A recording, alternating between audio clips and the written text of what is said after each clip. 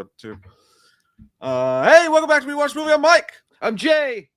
Our tardiness is on my behalf. I apologize. I was sitting in the wrong waiting room, naked. Our tardiness is due to Mike's actual tartness. Yeah, that's what it was. Tartness. No, he went into the wrong room. It happens. Mm-hmm. Yeah, well, sometimes I accidentally go in the ladies' room, but I'll pay you to stay out of my personal affairs. How is everyone? Crickets. It all sucks. Oh no, that's a new hoodie. I like it. Did you hear? Yeah, it is. Dude, it's actually. I was literally reading something, but yeah, I don't like it though because it's got like I thought this was like part of the fabric of the hoodie, but it's like this plasticky kids shit. You know what I mean? Oh yeah, I hate it when that happens. Yeah, like I got it. I got it from Amazon. I opened it up. I was all excited. I was like, I'm gonna wear it. It's gonna be great. It's gonna be awesome. And then I was like, what the fuck is this? It reminded me of like that kid that had the plastic baseball glove in the Sandlot.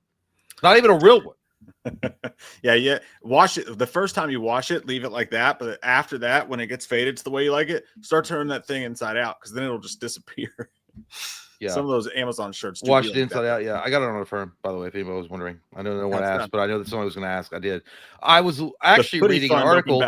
Did you hear about Quentin Tarantino's cocaine podcast? I don't know exactly to what you refer, but that is on the docket, his top 10 movies. But I imagine you're talking about something else. Well, I guess it was was it his top 10 movies of 2000 or the 2000s?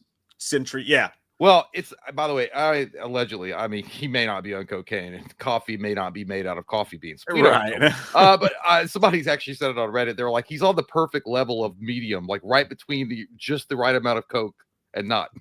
And I was like, that's actually a good description of Quentin. I can't lie, but no, it was specifically him talking about actors that he doesn't like. Paul Dano, Paul Dano, he went hard at, but he also said Matthew Lillard. Oh, I didn't see that. Yeah, he said Matthew Lillard and Owen Wilson are three actors he thinks are the weakest in SAG. Wow. Yeah. It was right here, actually. I don't know. I'm not going to pull it up. I'm not going to pull it up because I don't want to screw the internet up on my end. But it was like basically the article is talking about his disdain for Paul Dano, which I get it. Some people just don't like him. I personally think Paul Dano is a good actor. But he was talking about Paul Dano's performance in There Will Be Blood, which is his like number 5 favorite film of 2000. And he was like, you put one of the weakest or the weakest actor in SAG next to a powerhouse performance like Daniel Day-Lewis, and it's awful. And he's like, it's supposed to be a two-hander type of movie, and it's so drastically obvious that it's not a two-hander. And then he goes on to say, Paul Dano is weak sauce, man. He's a weak sister. What website are you on? Because I'm trying to pull it up. So it's on MSN. I don't know. It was just on breaking news on my computer. I just clicked it. Which one? This? I clicked that one. Then he went on. Okay. Yeah, I mean, he was going off a little bit. I wish I could actually get a hold of the actual podcast and listen to it, but he said, asked if he liked Dano in other roles. Tarantino couldn't think of any and listed other actors he isn't a fan of. I don't care for him. I don't care for Owen Wilson, and I don't care for Matthew Lillard. That's wild that he would even. Why go after? So even he thinks that motherfucker died at the end of Scream, along with. He didn't say that. He's like, I think a TV was probably good. I fucked one once because it had feet on it. Jay can't pull up a single article. I can't, dude. I want to. Oh, here it is. I got it. It's on Just Jared. That's why you don't want to pull it up because you don't. No, it's literally on the MS. It was on MSN. Quentin Tarantino names 3 actors doesn't care for, including Paul. Yeah, so I knew the Paul Dano thing, which, to be honest, I'm not a big Paul Dano guy. Like, I don't think he sucks, but I kind of think he might suck. Like, I don't get. To me, he's just like, I'm weird, I'm Paul Dano, and that's him in every movie. Well, I think he was good at There Will Be Blood. I think that was a great role for him. I mean, the whole point of that movie is he's supposed to be a weirdo, and he's supposed to be like a guy that you hate, you love to hate, and everyone hated him, which I think is a tribute to how good of an actor he is. Yeah, it's like everybody loves Matthew Lillard, dude. That's so weird that he would go after Lillard in that way. And then Owen Wilson, I could see people hating Owen Wilson. I like him, but he was like, wow, maybe like his voice. Maybe he wasn't a fan of Summer Catch.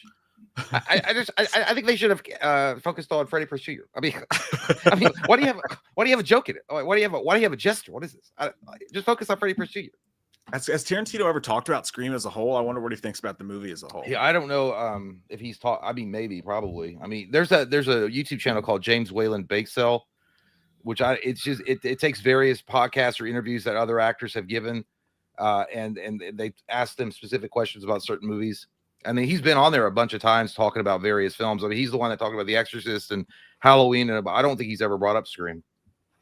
Yeah, I wonder. People do, like, I saw someone had a good point there. Like, every time Quentin opens his mouth, that like people think he's speaking gospel on movies. It's like not every opinion he has is the best opinion, and I agree with that. But I do think it's interesting to hear what he has to say, because he's one of the few people in the world that you can count on to have literally no filter whatsoever. Like, he just talked about getting horny watching Passion of the Christ because he wanted to be the Roman beating Jesus. I mean, the only kind of person who says that is someone who has no fucks to give in the chamber of fucks. Yeah, that's like, he's like, you like the new Whopper from Burger King? It's like, yeah, it just gave me a slight erection in my scrotum, but I love it. I was like, why? Like, I could imagine someone eating me, and that turns me on. I'm like, what the fuck are you talking about? Quit. I feel like someone has said that before. Someone said, like, thinking of people eating me turns me on. I feel like I've heard that somewhere before. We hang out with weird people. That's somebody. I think he does a ton of coke. Well, that's the rumor. I mean, I don't know. I mean, he seems like it. Oh man. I wouldn't be shocked. Let's just say there was a kilo found in the back of his Tesla. Yeah. I nothing would shock me when it came to that guy, dude. Probably covered in cocaine. Bone Temple. Ever been swallowed? No. Yeah, dude. There's a ton of crazy stuff that came out today. Tonight we will be talking about, as I'm putting on the screen now. We're gonna be talking about the Ready or Not 2 trailer came out. You liked the first Ready or Not movie, didn't you? Yeah. Yeah, I enjoyed it as well. Samara Having and Huevos. And Catherine Newton's going to be in this one as well. So we're going to watch the trailer for that tonight, break it down, and also 2 new Bone Temple, where we're going to be I saw that Finn Thomas says 28 inches later, the Boner Temple. That's a great name. They should have gone with that 100%, but then his copyright could be infringed by Pornhub. Big Daddy Dong, I guess, is coming back to sling around his cock. Oh yeah, he was dead. Never mind. No, he lived. He's back. Oh yeah, that's right. That cock can't die. It can't die. Yeah. This time, we'll get to it. We'll get to it in the trailer. But the doctor's trying to find a cure or something. I don't know. Probably or something's what's going to happen. Well, if you can't find a cure, just cut her head off and put her fucking skull up on top of that temple. That's all you got to do. You know what? That'll solve everyone's problems. If you just build the giant TP mound of skulls. And that kid was like, I don't even care that my mom's dead because you gave me your shiny skull. Well, apparently our opinion was completely wrong on that, because we did get like slightly, not attacked, but definitely disagreed with hard, like super hard when we brought that opinion up. Like, they were dying. Like, that is part of that is because in Britain, across the pond, people treat these movies as though they are their Godfather series, and people get very, very upset if you say any unkind words about the 28 Days Later franchise. Which is something I just learned this year. I didn't know that. Action says, cure this. I don't think Kurt Russell's going to be in this. That sounds like a Kurt Russell line. Cure this. I just remember watching that movie and all the trials and tribulations they went through, and then they get there, and it's all of a sudden he's like, well, she lost the scholarship. She can't go. What do you mean? It's like, I can't even, I mean, she's fucked. What we should do is like have her take this poison and kill herself, and you say goodbye, and then I'll let you put a happy place on the temple for her. Yeah, it was wild. It's like, thanks for bringing your mom on this wonderful journey. It's like, you wasted my fucking time, Mom. Jesus Christ. You stay home and die next time. Yeah. Fucking idiot. And then we're going to end the entire journey with a 5-minute Power Rangers cornball around Dippy Doc. Yeah, Cinderella says, like calling them zombies instead of infected. Yeah, they did. Did they call them zombies? I guess they did. I only watched it that one time. I didn't watch it again.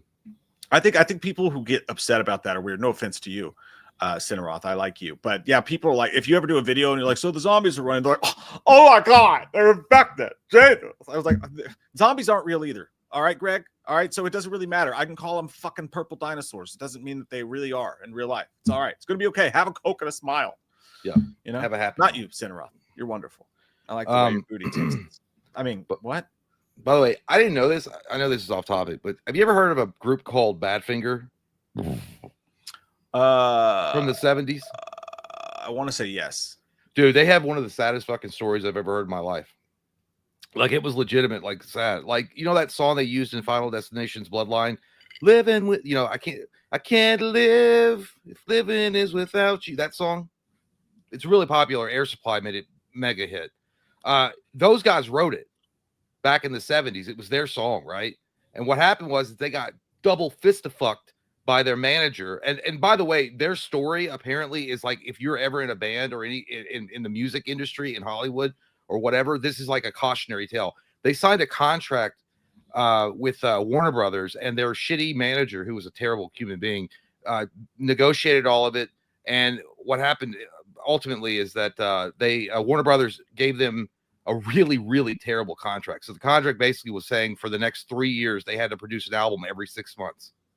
That's fucking insane. That's wild. Yeah, that's brutal. Even for like well, their shitty manager negotiated the contract for them, and then they forwarded the manager like, I don't know, like $250,000. The money disappeared. Then Warner Brothers panicked and sued everybody, and then sued each band member individually. And the two guys, I guess, were the main songwriters and singers of the group, wound up hanging themselves in their fucking garage, broke, because they had no money.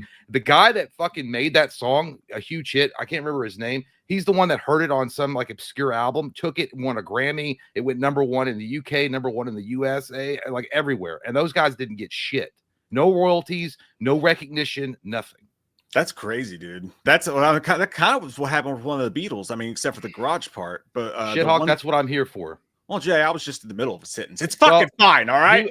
He was giving some platitudes. No, but one of the Beatles did that. I don't know the Beatles. I don't like the Beatles. I think they're overrated. But like, there was one of them who got kicked out of the band. I think they brought in Ringo, and he, like, right before the band got huge, they just kicked him out with no explanation.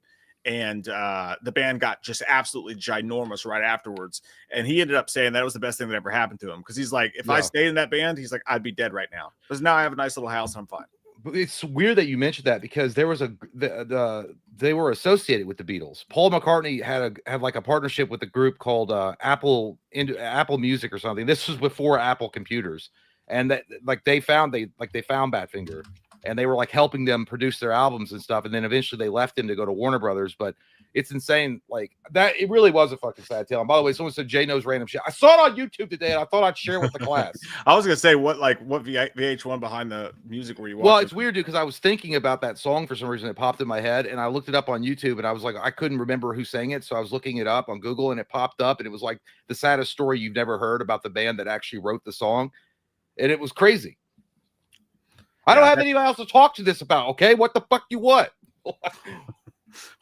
Mike, wake up! It's time. Time for what? Or is that's a movie quote, isn't it? What? Yeah, I don't know. Tobo says Jay is fueled by negative news and alien news. Yeah, I know. That's what I am. There was a time, I think it was during COVID. Maybe the world of COVID got to you, but I remember there was like a 6-month period there where you would start every stream, be like, "Do you hear about this story?" And you would just tell the most devastatingly just depressing story ever. And I'm like, where are you spending? That's why I waited. That's why I waited about like 10 minutes now. I gave about 10 minutes. So you do. Jay does what my wife does, and he'll get online and just look for shit to make him cry. I wasn't crying over that song. I just thought it was interesting. Listen, I had a rough 2 nights. All right, I couldn't get to fucking sleep. I've had like fucking 7. I've had 8 hours total in the last 2 days, dude. Because night terror's been kicking my dick into the fucking dirt. My dog last night, I thought it became like a goddamn magician sitting in my bed trying to fucking strike a spell at me. I ran out of the fucking room, and I was like trying to stare my dog down like we were gonna fight, dude. Like it's I like, get that though. That's actually really scary. Yeah, dude, because I know what it is. It's because I'm scared of the fucking dark, and it was pareidolia, and that was those combos fucked me up. It was left, right hook, center, Mike Tyson punches, and it fucked me up. I can't sleep in the dark. I laugh, but I do sleep with those. That's just scary, dude. And dude, I felt bad for Buster because he just sitting up staring at me, and I was like, I jumped out of the bed like I was a gunslinger in the Old West, ready to fucking throw down because I thought he was a goddamn magician demon dog. Yeah, that's the worst, dude. That is the worst. Like, we had a wiener dog once that did that. I was having a panic attack and he barked and I almost shat my pants. And it was just a wiener dog, but his shadow cast a big thing on the wall and I was having a panic attack and I didn't know what was going on. I just woke up. Freaked me the fuck out. I'm very sweaty right now. I don't know why. Somebody's like, Jesus, Jay, what the hell is your vape? Well, obviously crack. I don't know. No, it wasn't that. I don't know what it is. I've always had a fear of the dark. So when pareidolia, we all know what that is. If you don't know what that is, basically pareidolia is where it's the human will like make shapes and shit and faces and like out of obscure things, and you'll think you're seeing things that's not there. That's where you see like people say, well, that could be a booger monster in the corner. It's just like a pile of clothes.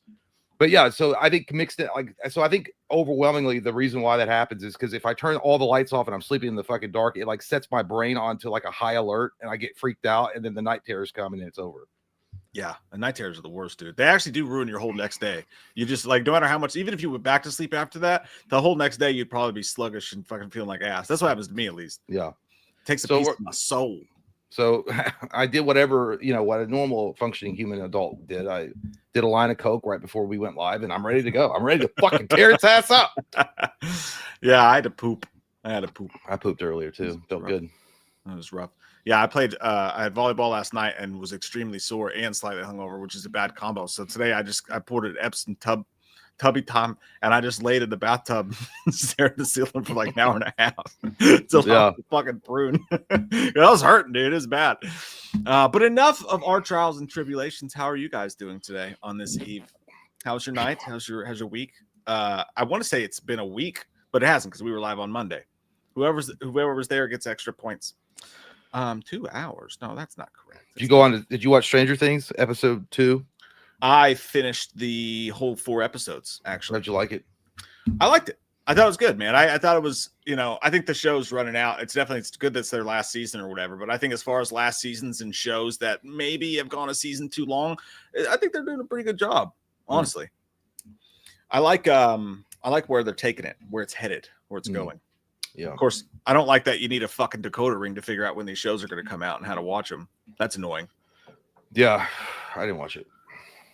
It's pretty good, man. I mean, it's not. I wouldn't call it must see, fucking, but I did realize what was wrong with Stranger Things while watching it. I think the problem is, dude, is that it's just not strange anymore. You know what I mean? Like, it's still good, but like since that first season, it's never felt the same. And I think it's gone away from trying to be horror at all, and now it's just sci-fi action, and they're just doing the same thing kind of over and over again.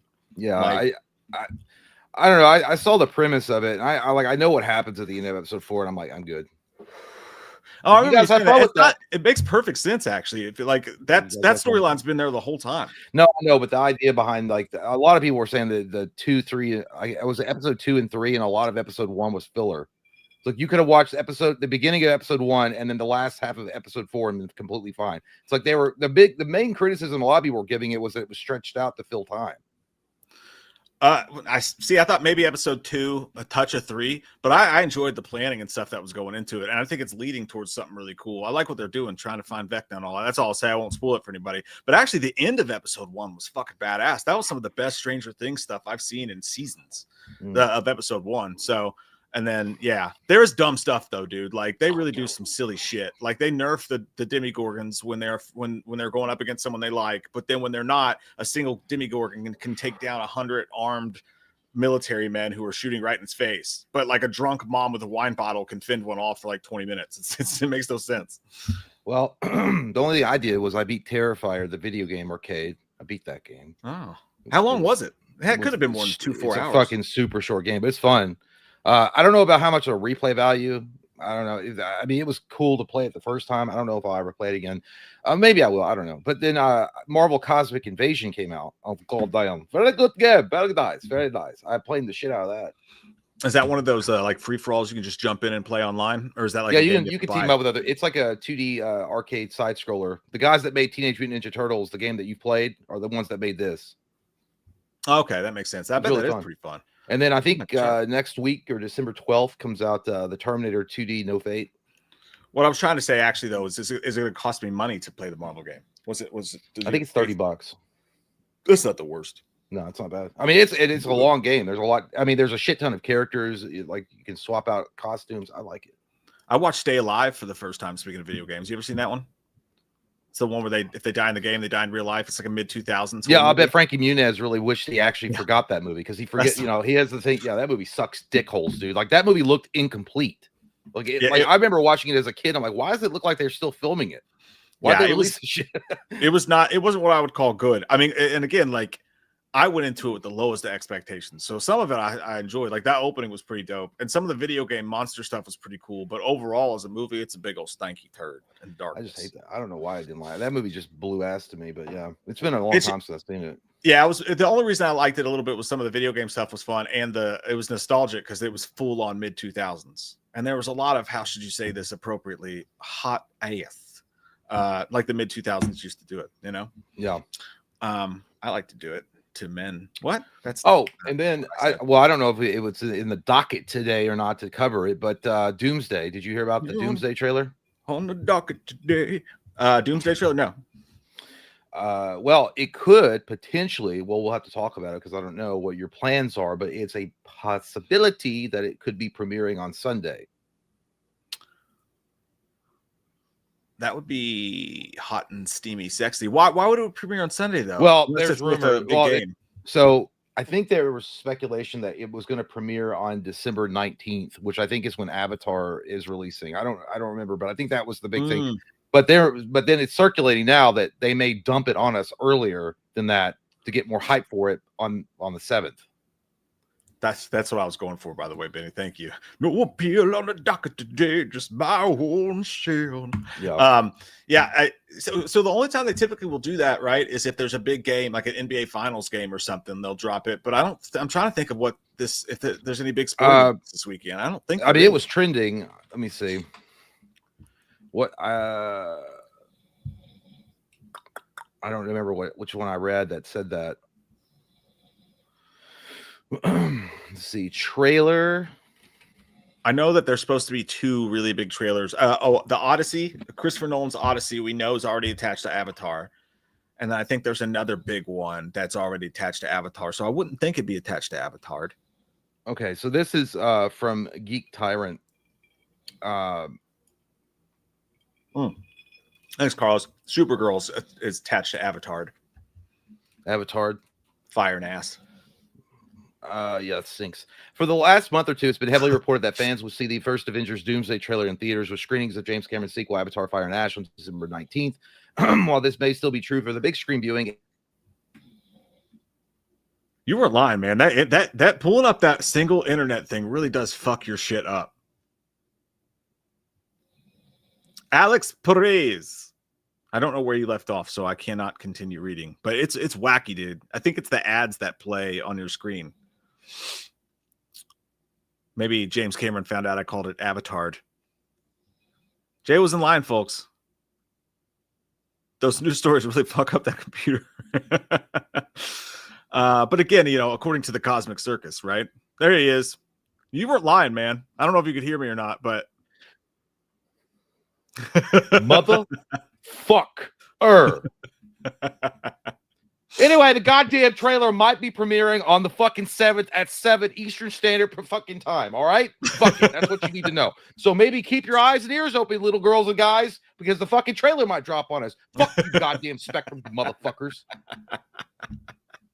Anyway, that's so weird that it does that. I can't even fucking live. I mean, fuck it. We'll just do a goddamn Dixie cup over the internet next time. I'll have a Dixie cup and fucking do the internet. It'll probably be better connection.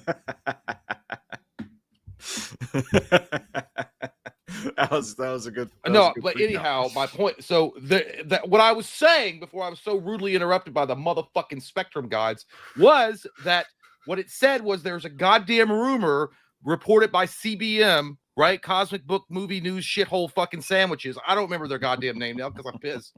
Whatever their fucking name was, Alex Perez, said, oh, well, because they showed Fantastic Four First Family on a Sunday or something like that, there might be a possibility. It's all bullshit. Hieroglyphics on my asshole. Fuck it. It's not going to happen. It's on December 19th. Go see Avatar.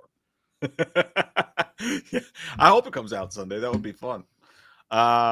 We should definitely watch that together. Iron Dude says, how many times has Jay died on live stream? I mean, there's literally no fucking counting. It would break math. If you tried to calculate it, it would break mathematical equation. They'd be like, I don't know. Someone should get a sponsorship for James A. Janice to do a kill count on Jay's internet. Make good. Yeah, go ahead. Fuck it. Anyway. So my story was ruined. How's your guys' day? Oh, fuck me.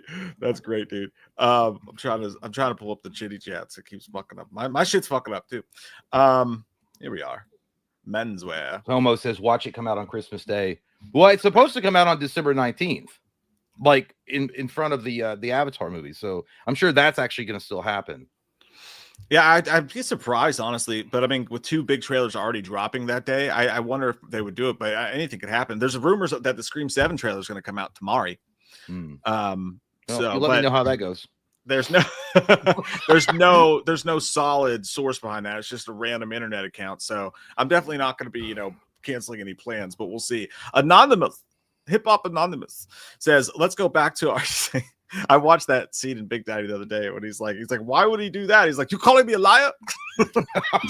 Oh yeah. Let's go back to our older conversation. Halloween H2O. Erase everything you know about movies, about granular cinematic taste.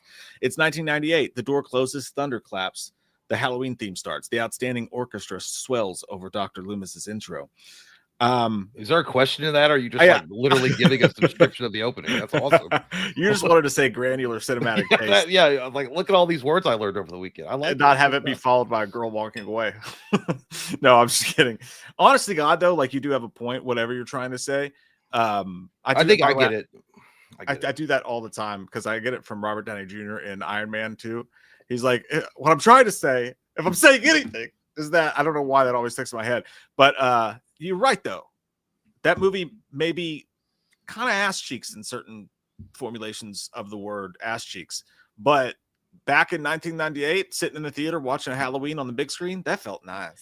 Well, here's the thing. I get what you're saying. Like, if you have nothing, you're not looking at it in like the cinematic taste, and you're not trying to be over like cynical about it or anything like that. I get that. Like 1998, I still, when I was younger, I still thought, I didn't think it sucked, but I thought Curse of Michael Myers was way better. It was more vicious. It looked cleaner. It looked more like a rageful Michael, which I liked. And then when you got to H2O, even in 98, I was like thinking to myself, I was like, there's something very clean about this, like too clean. It just didn't look right. And his mask looked like shit.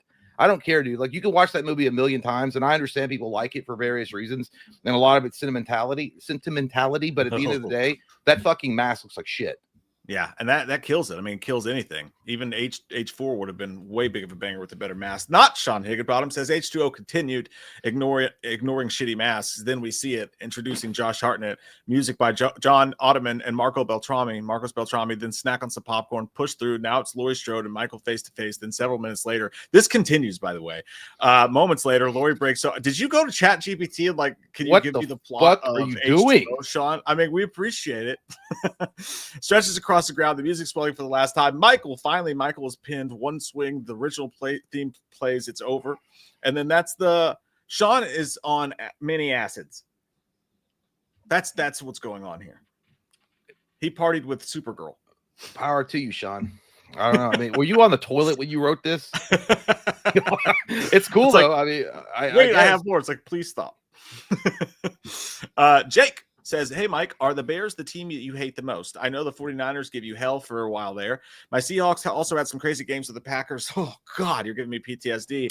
But I could see the Bears when they are good pissing you off the most. No, they're not. And the reason is because Bears fans try really hard to piss off Packers fans, but, like, it's not a rivalry. It's just no longer a rivalry. Like, Packers fans, I know Bears fans hate Packers, but Packers fans don't actually give a shit about the Bears. No offense. I have some Mike White's a Bears fan. I don't even hate the Bears. I kind of feel bad for Bears fans, to be honest with you. You would give a shit about the Bears if you were caught alone in the forest with one. Or a man, which would be way worse, apparently. Oh my God, shut the fuck up. We're not going into that argument. No, but in all honesty, I used to really loathe the Seahawks because of what you guys did to us on several occasions, and the 49ers because of what they did to us. If I had to have a most hated team in the NFL, it would probably be the Gatriots.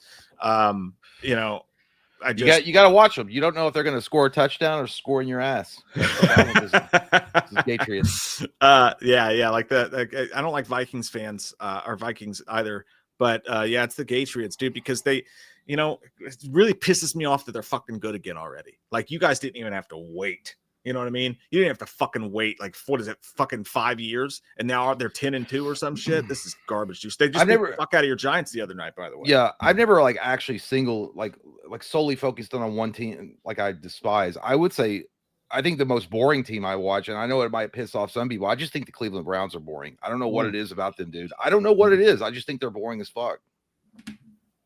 I really hate Shooter Sanders. Because his fans are just absolutely insane on the internet.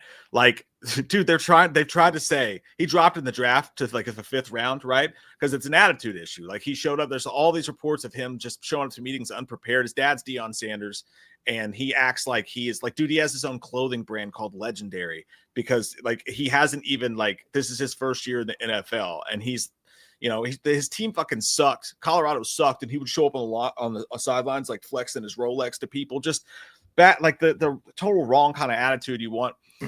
I don't like him as a person, but because he dropped down in the draft and everything, all of his fans are claiming racism. They're claiming racism in a league that is dominated by mostly, non-white people, at least.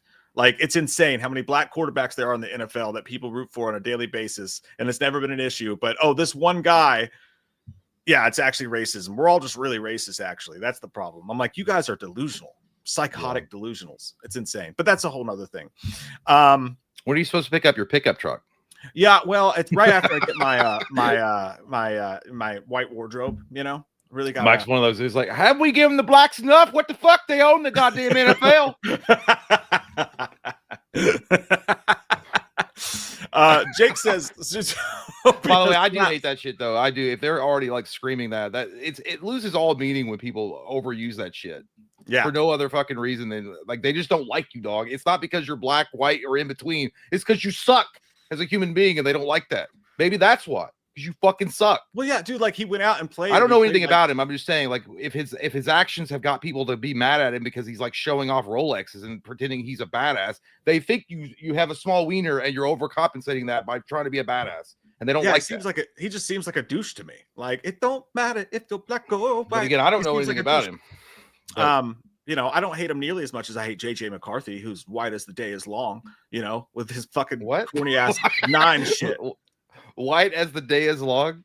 Yeah, I don't know what that means. Yeah, it's all like white out there. Yeah, you can't. It's definitely not racist. I hate JJ McCarthy and plenty of white quarterbacks way worse. But yeah, dude, you should see the JJ McCarthy stuff. By the way, he said that he had one good game, and the coach was in the locker room hyping him up, and he was going. He's like he was trying to icebox for Little Giants. Yeah. And they asked him at a press conference and he was like, yeah, that's my alternate personality. I call him 9. He'll just do stuff that JJ won't do. He didn't say it like that. But I was like, oh, the cringe factor just broke the fucking universal scale. It's insane. But yeah, Jake says, but they're trying to like get the coach fired and shit because they're like, it's collusion. The coaches are, the coach doesn't want to win. The coach is going to wreck the whole team because he hates the quarterback because he's black, like 97% of his roster. God damn, dude, there's more drama on that than the real world Seattle. I gotta start watching this shit. Wild, dude. It's wild. Man, tomorrow says, would you guys agree with this take that Spider-Man 2 is on the same level as The Dark Knight? Ooh. Well, personally, I do. On my 2025 YouTube wraps, you guys were my #1 watch channel with watching 900 videos this year. Yeah, damn. Thank you. Love listening to the streams at the gym. Thanks, man. I appreciate that. You're kind. You're a kind person. And you truly are not only a man of tomorrow, but a man of dignity. And we appreciate that around here. I like Dark Knight better, but I would think it's fair to put them on the same tier. Spider-Man 2 is a cinematic masterpiece as far as like a superhero movie. And for a long time, I think it was the best Marvel movie they'd ever put out. Like, I swear to God. And that includes a lot of the MCU films. There's something like Sam Raimi knocked it out of the park with that. Like, he was able to like get the essence of Peter Parker perfectly in that movie. But yeah, like as far as it being on the same level of The Dark Knight, I guess maybe kind of, but it's I don't know. I think Dark Knight takes it over a little bit, but it's still a great movie. Yeah, I agree. I concur wholeheartedly with what you just said there, sir. All right, the stream elements is done for now. And by the way, if you guys don't know what that is, there's a link in the chat where you can send your super chats through stream elements, and YouTube can't get their filthy fucking hands on our 30%. Go straight to us that way. But we also appreciate the super chats, which we will get to after that kid is back on the escalator. After we watch, what do you want to do first? Ready or Not 2? Or do you want to do the Bone Temple? Well, as much as I'd love to see King Daddy Dong Dick again, let's just go Ready or Not 2. Sounds good to me. But first, actually, I have to make myself a beverage from I see. the land of the kitchen. Where I see. Okay. It's meant for women, but men can step there as well, I've heard. Damn. Well, okay, when you get back, I got to pee, though. All right. That was a joke, by the way. I love you women. I have 2 daughters. You can't call me racist. What? He said, you can't call me racist because I have 2 daughters. What the fucking crack pipe? Okay. Dicks? Yep. By the way, if someone's going to ask me about Third Eye Atlas, there's not anything. It's still on its way to the planet. It's going to be like the closest it's going to be. I think it's December 19th is when the Avengers Doomsday trailer drops out. Oh my God, let's be conspiratorial about this. Avengers Doomsday premieres, and then the possible alien spacecraft makes its closest approach to Earth to probe us, possibly. Weird. That's all I know. I think Avi Loeb has said that there's a pulsating light coming from it. And other scientists have kind of ridiculed him and saying it's not that deep. It's probably just the asteroid turning and the sun's reflecting off the surface. It's going good, Iron Dude. So what? We're getting Thanos? I don't know. He might be on there. I don't know. We don't know who's on there. I don't know the personnel. I saw Alex Jones saying this Project Bluebeam. Dude, listen, you know what? Alex Jones is a weirdo. Like, I'm not saying like he isn't. I mean, he thinks the frogs are like gay and like fucking the butt. I don't know. But if there was ever a point that the government wanted to launch Project Bluebeam, which I think is a real fucking thing. I don't give a shit what people say. I think it's a real goddamn thing. That'd be a perfect opportunity to do it. Action. Jay, you playing Where Winds Meet? I don't know what that is. He was right about the frogs. I think he was right. Didn't they become like they could flip between male and female or something? I don't know. There was something about that. What is Operation Bluebeam? Basically, what Operation Bluebeam, my good sir, is not to be confused with blue balls that you would get by seeing Sweeney. What Project Bluebeam is essentially it is where the government would fake something like an alien invasion using holograms and AI to convince people of Earth that the only way to survive is to unite under a one world government, which would then be controlled by the rich and powerful, aka the Illuminati, and we'd all be fucked city. That's what it is. Project Bluebeam is literally that's what it is. And could they do it? Absolutely, 100%. There's people that think that they faked the moon landing. I don't believe that's true. I did, but could they have done it? Yes. 50% true. That one I can actually kind of get behind, by the way, the faking of the moon landing. I think that's a thing. Dude, it actually picked up steam for a while. I think that we went there. Here's the thing. If I really want to get deep in the panties of conspiracy and talk about shit, I'd like to get deep in your panties. Listen, what? I don't wear them. I wear nothing. I like commando, baby. That thing is just swinging around. No, here's the thing. I think we went. I think they saw some shit up there. I think they did see. I think there was goddamn alien bases on the fucking moon. That's what I think. And I think they were like, we can't go back up there. They gave them a warning. I think they made a movie about it, like Apollo something. I don't know. That movie sucked, but it was something like that. Apollo 18. Yeah, that movie was terrible, but that was awful. The idea behind it was good.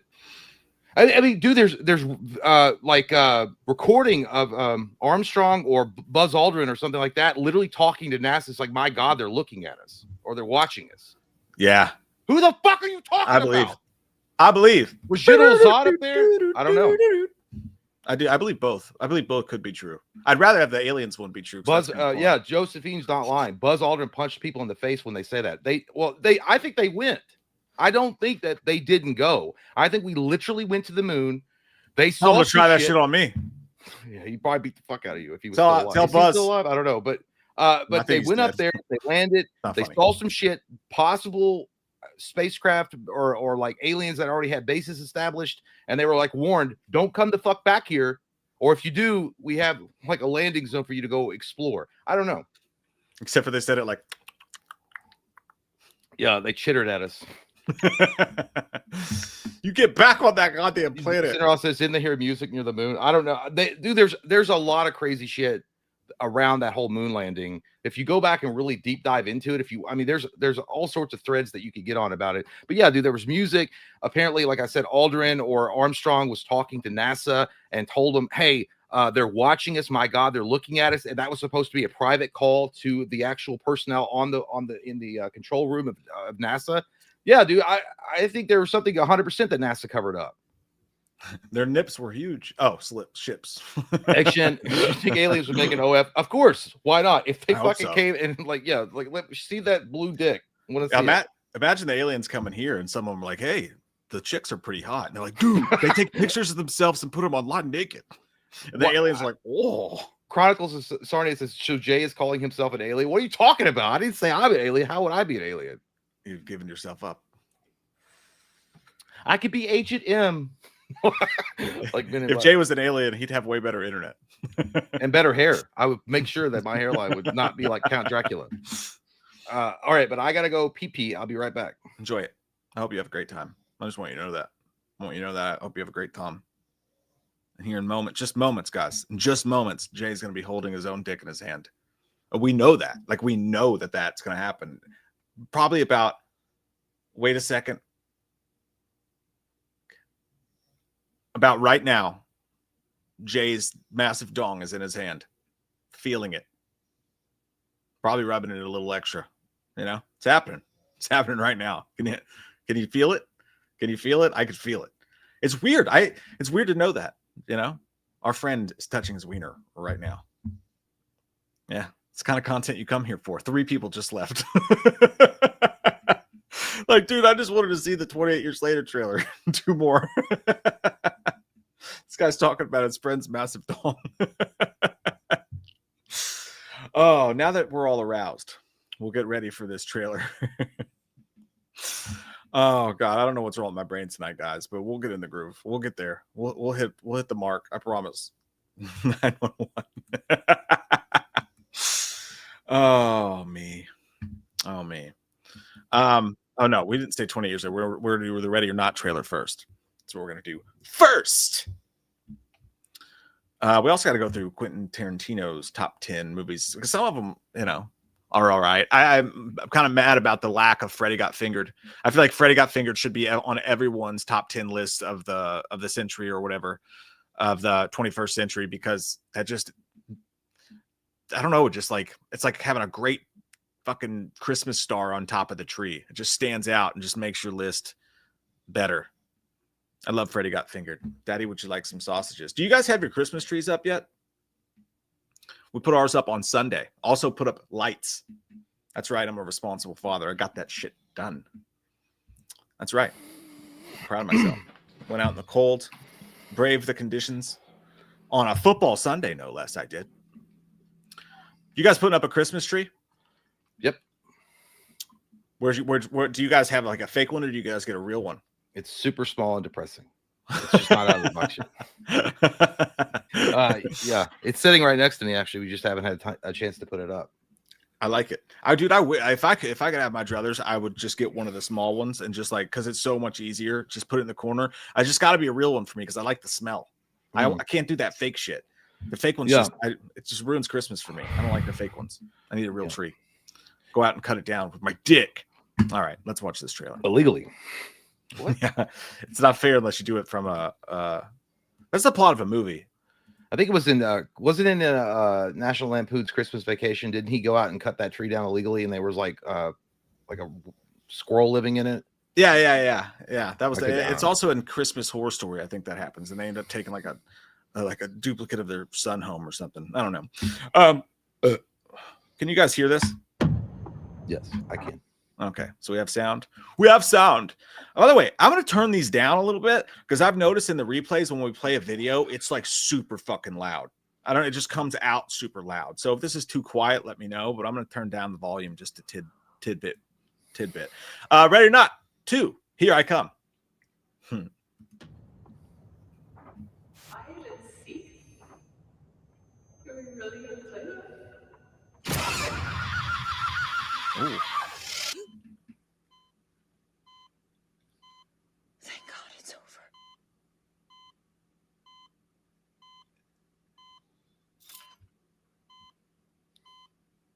Shit. You've caused quite a stir, Mrs. Nadomas. Not loud enough? Shit, sorry. Yeah, that's better. You married into that family.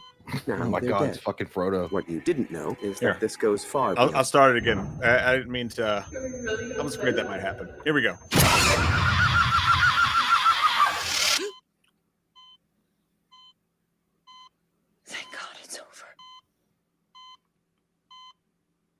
She's realizing how much those fucking hospital bills are going to be.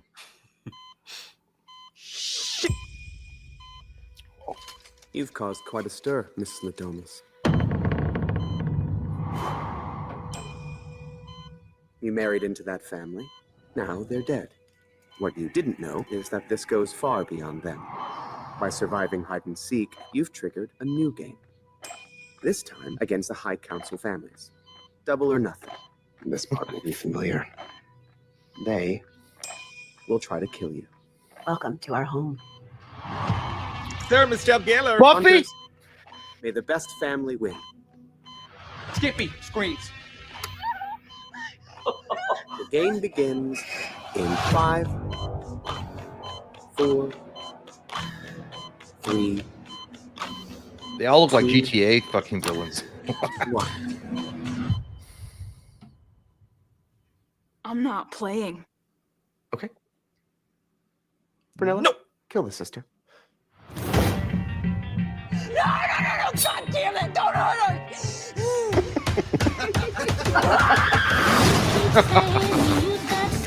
Whoever wins runs everything. Everything? The world. Can't believe you dragged me out of this shit. It's exciting. What's exciting for me is terrifying for you. I like the cast. Clear.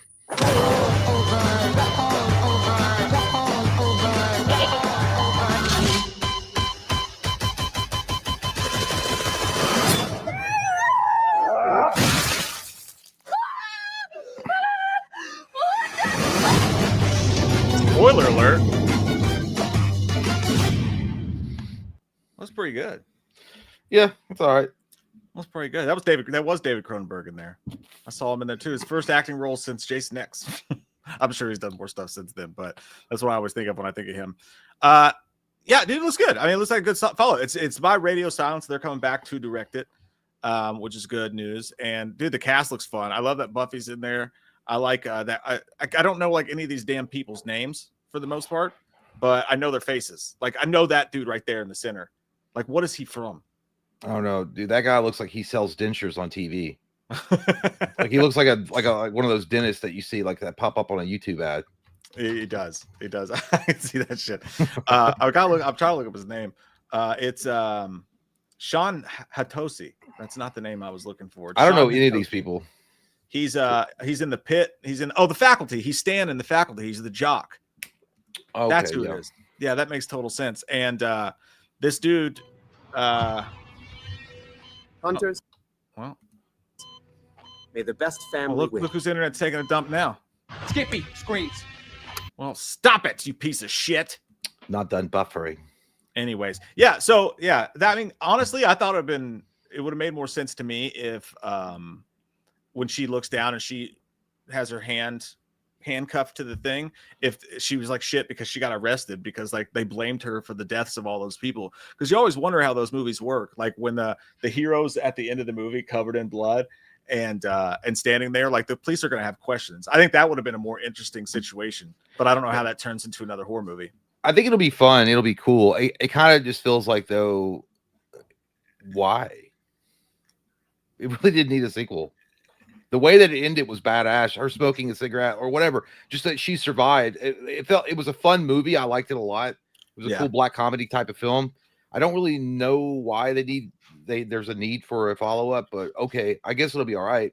I see what you're saying, but I think you could also say that about Die Hard. You know what I mean? Because that's untrue. John McClane, he got divorced. We know that. And then we had Die Hard 2. He had to stop the airplanes. There's a lot of fucking stories that can be told about a detective that goddamn terrorists are gunning for now. That's one of the biggest flaws in Die Hard. Like, really, this one guy is going to walk into this situation. He pissed off a lot of fucking people because he's an asshole. Yeah, but it's always when he's off work. Like, if it was during his caseload, like Die Hard 3 makes the most sense. Die Hard 3 is I think Die Hard 3 is the best of the franchise. It really is. Yeah, it's between that one and one for me. I always go back and forth. But honestly, Die Hard 2 is kind of stupid if you think about it. Oh, he just happens to walk into an airport where this happens again. That's kind of stupid. He's a hero. You know what? And heroes have to be challenged. So, but by the way, I'm not going to shit on. It doesn't look like a bad movie. I'm not saying it doesn't look good. It looks fun. It looks cool. Like it looks in the spirit of the first one. I'm just saying, I look at it and I'm watching the trailer and I'm thinking to myself, okay, we're having fun. It's all good. Buffy the Vampire Slayer's back and she's such a bitch from Cruel Intentions. But why? That's what I just feel like, but why? But we'll have fun. You got a good point too. I mean, it is good, and I also think that they could have done something more interesting than just having another family. Oh, like no, it's their family's family. Now we have to go against the elite. Yeah, like, it's already hard enough to believe that this family's been getting away with this. It is because rich people are insane. That makes sense. The first one made sense. Like a bunch of weirdos with a bunch of money that have a lot of time on their hand doing shit like this for, giggles. That makes sense. Like doing it a second time though, I don't know. Yeah, and the fact that these people are so rich they control the entire world, which there, I guess, does explain how they got away with it. But he says, like, whoever wins has control. Like, if they survive, they're just going to turn over the keys to the entire world to these two random people without any explanation. That's a little loosey-goosey. But I don't think it's a movie you go into expecting all that much, realism. I just think it's going to be fun to watch her work through this. And I love Catherine Newton, too. So those two teaming up into a buddy cop kind of situation, that makes it pretty fun. I can't believe they just told us Kevin Durant dies like that, though. Like in the trailer. It looks like he dies in the hospital room. It looked like a hospital room. It looks like at the beginning of the movie. Why does he just explode? He had Mexican right before he tried to attack her. And then she kicked him in the stomach. It's been a while since I've seen the first one, but that's a plot point in the first one, too. Don't some people didn't something happen to where like people were randomly exploding? Did they have an explosive device that was put into them that if they tried to run or something, their head would pop off? I don't remember.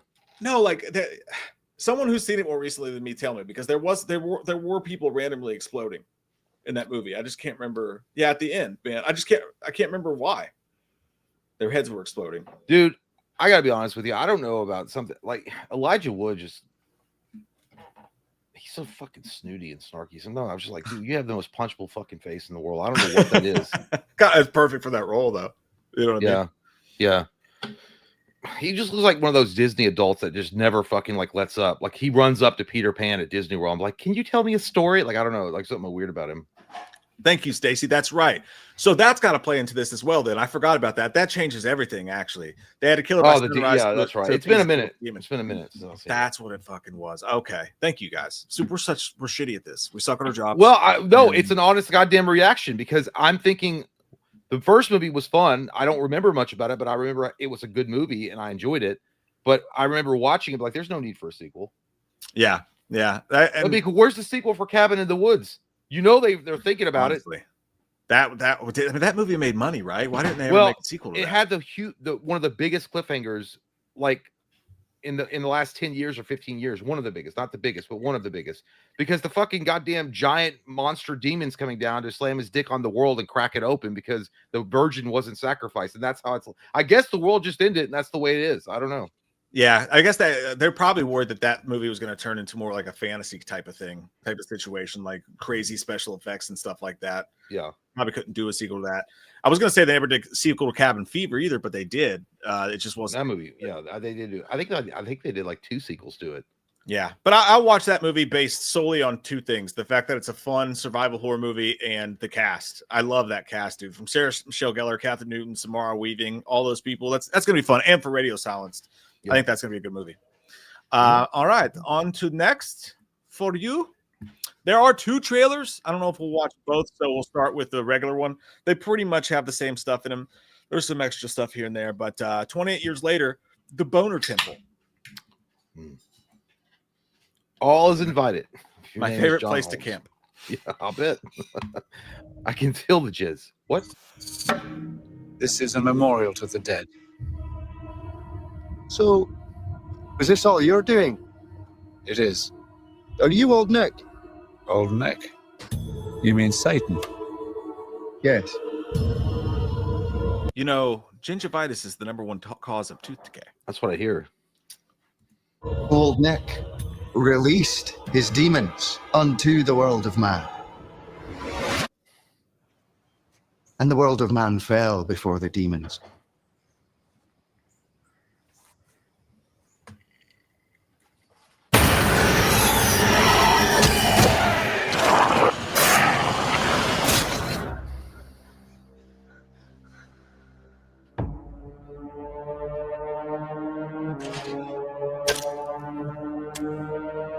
I remember details, events, and people. The world had an order. What's your name? Mike. No. I think your name is Jimmy. See, these people are wild. They look like gay beatboxers. They have sucked the excitement out of me for this movie. Like, I'm still gonna go see it, dude, but I do not want to watch these annoying ass people overact and be corny as shit for 2 hours. You know? You validate parking? We get us. It's like, no, I think we should call him Jimmy. I like the name Jimmy, like my friend over there, Jimmy. I like how we're already going to garner hate because you're not even letting the trailer play. You're already pausing it to make fun of it. I can't help it, dude. It's like a skid mark over top of a masterpiece. Like you got a masterpiece, and someone literally wiped their dirty butt on it. That's all Those goddamn bums in the fucking 7-Eleven. We ran out of toilet paper. They're wiping their ass on the wall. The foundations. They seemed unshakable. Karen, go back to your fucking seat. Well, first off, I do have a question, dude. Why is nobody? They're not infected. No, they are. They are infected. They just haven't become gross looking yet. I mean, that's pretty crazy. I mean, they're like it happens pretty instantly. She looks like she's like, why are you filming me in public? Why is your camera on me right now? I'm going to walk up to you and ask you why you're filming me in public, even though I hate those, by the way. I hate those auditors, which is what I'm referring to. But it is dumb to me when people go up to the auditors. If you guys know what I'm talking about, the auditors are like the free speech proponents where they just take cameras, they film random shit. They're trying to rage bait people is essentially what they do, but they're perfectly within their rights to do it. But people get fucking butthurt about it and they'll run up to them like, "Why the fuck are you filming me? Why are you doing it? But why are you running up to the camera?" I think some of that stuff's staged, but even if it's not, it just proves that people are just gigantic ding dongs just trying to start shit in public. But I don't know. That's confusing to me. I have no idea why there's that many people obviously being creepy, but they're not infected yet. They don't have bites or anything. No, they are infected. I guarantee you they're infected. Well, they're not. There's no blood. There's no bites. I mean, it could be bit. You don't just turn infected. A guy could have bit her coochie. You don't know. It's covered up. I was unaware that the shooter were biters.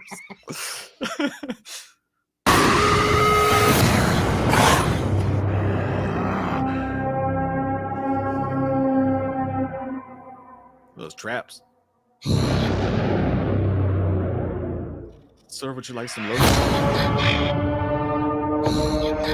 When the infected attack, what do they see?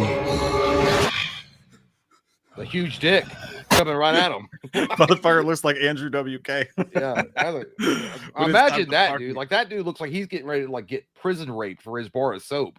That's a big monster ass motherfucker named Jeremy that's gonna take your bar of soap and your fucking anal virginity. Look at that. Oh, is it cake? I believe the infection can be treated.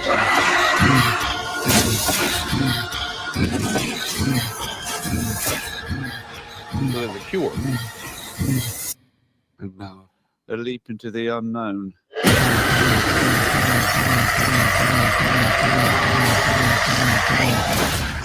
The fuck? See, now this fucking dude, I think they're gonna make it too silly. He's doing fucking TikTok dances like he's high on meth. Looks like he was doing some Tai Bo in the silence of the night. Why? Why is he wearing Jinkos and shirtless? I believe it's a robe. I think they're doing too much. I mean, I don't know. We'll see what happens, but he wasn't crazy though. This doesn't make sense for his character, so I'm sure something happens that we don't know. Well, I mean, crazy, no, not necessarily, but maybe a little out there, really eccentric. I mean, yeah. I don't think it's that stretch of the imagination that he could have gone off the deep end completely by thinking that he has a cure. Maybe he does. I don't know. Maybe he's not a crackpot. Yeah, you're never supposed to hit your own supply. But yeah, it looks from the trailer, it looks like the Jimmys. Well, right there in that picture, it looks like that's me in the corner. That's me at the.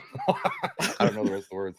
This is how Moby handled himself after Eminem. The unknown.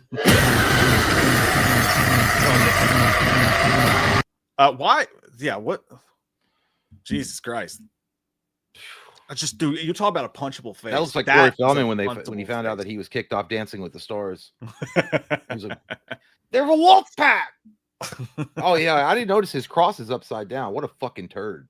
Yeah, his cross is upside down, and then there's a point in one of these trailers where you can see the doctor has an upside down cross. So I don't know if they like drugged him or what's going to go on there. Obviously, there's a story. I don't know. I'll see. I'll give it a chance, and I'll go in with clear eyes, full hearts, can't lose. But there's a lot of stuff. I'm just ever since that last 5 minutes of that movie, dude. My fucking meter just went straight. What's the comment down for this franchise? Like, go down and look at the comments. What? How do people feel? It's probably a bunch of British people like it's the best thing I've ever seen. See, how do you guys like? I've seen other people do it. Like, how do you find the dislike to like ratio? Because there's maybe it's like an extension on Google that you can see it. I just want to see what the dislike ratio was. But yeah, I don't know. Yeah, they don't show it anymore. Can't believe it's been almost well. So top comment. Can't believe it's been almost 28 weeks since 28 Years Later came out. Yep. Does anyone notice that Spike looks just like Jim when his head's shaved and has a tracksuit? That's my best question, by the way. Where the fuck is Jim? Why can't we just focus on Jim? You got a fucking character played by Cillian Murphy, who's one of the biggest fucking actors around right now. Why don't we focus a movie around him for goddamn once? Well, look down further. It says, I honestly hadn't noticed until now that Spike has the same haircut and it's pretty much the same tracksuit that Jim, Cillian Murphy, wore in 28 Days Later. P.S. 2 trailers for 28 Years Later. Yeah. The Bone Temple were posted. Okay, so I mean, maybe it is. Maybe they're gonna have a little. I don't know. Maybe. Yeah, hopefully the theme returns. Yeah, I would love to see that. It looks like the doctor will use Samsonite against Jimmy's club, like Jim with that soldier in the first movie. That could happen. It's trying to control him. Yeah. By the way, that shit looks AI as fuck. That comment right there, go up one. This shit looks batshit crazy, and I'm all in. You fucking Chat GPT. I can't get rid of you. Sounds like the infected are going to give these tribal villagers all they can handle. I'm down for some sadistic stuff. By the way, it's probably not AI, but it just sounds very AI-ish in the response. Here's a nice piece of shit. Hey, there's a lot of people that probably really, I mean, it's doing well. 14,000 upvotes. Yes. A lot of people watched it. I don't know what the dislike ratio is, but and I think that the last 28 years later did very well. Yeah. In the theater. So they need this one to do well so that they can make some money so that they can make a third movie. There was some other stuff in the international trailer. We'll watch it real quick, see if that gives us any influence.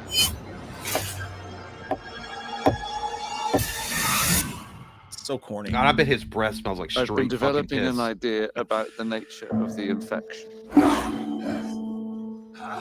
Let me talk to Sam.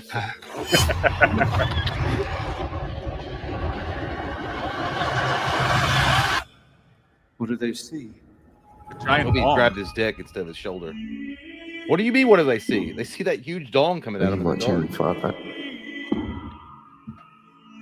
Master.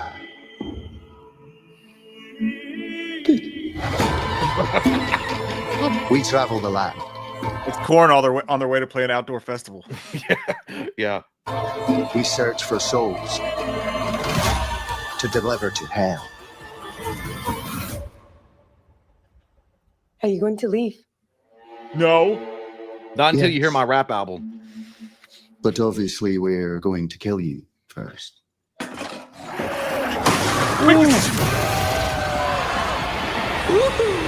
Oh my. Saucy. I haven't feared my life ending for many years. Hey, dude, pause it real quick. But today, I'm not gonna lie, dude. Ralph Fiennes in this, I know like this is a horror movie. He would make a fucking badass Professor Xavier in like the Age of Apocalypse. If they ever did like an actual rendition of that, like a whole like movie of it, he would be badass as Professor Xavier. Because he's bald. That helps his case. But it's also because he's British and he's a really good actor. I'm in a bit of a bind. You're in a bit of a bind too. Bind. I did feel fear. What a touch me scallywag.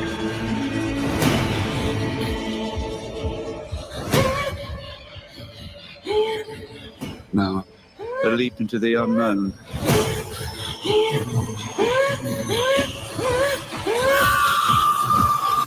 What a bitch. That breath opened up a whole new hole in the ozone That's layer. what caused the fires. Let's turn this up to 11. All right. So bodies hit the floor. If he's going to test the serum on Samson, which makes sense because he's the alpha of the group, right? And if he it either cures him or he becomes very suggestible and is able to be controlled. Yeah. And he uses him as like the prototype for the. I don't know.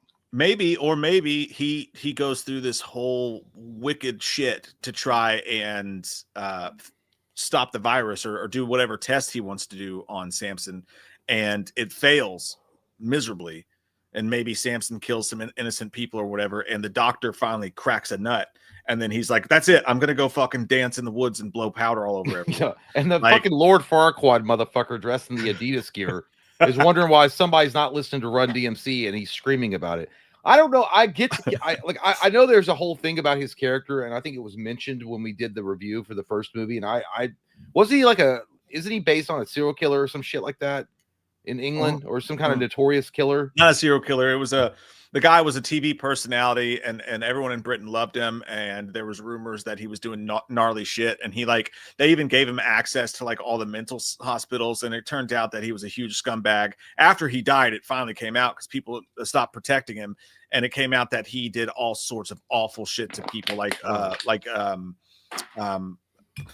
keep wanting to say assassination, but like assault and sexual assault and a bunch of stuff like that to like mental patients and shit, a bunch of wicked shit.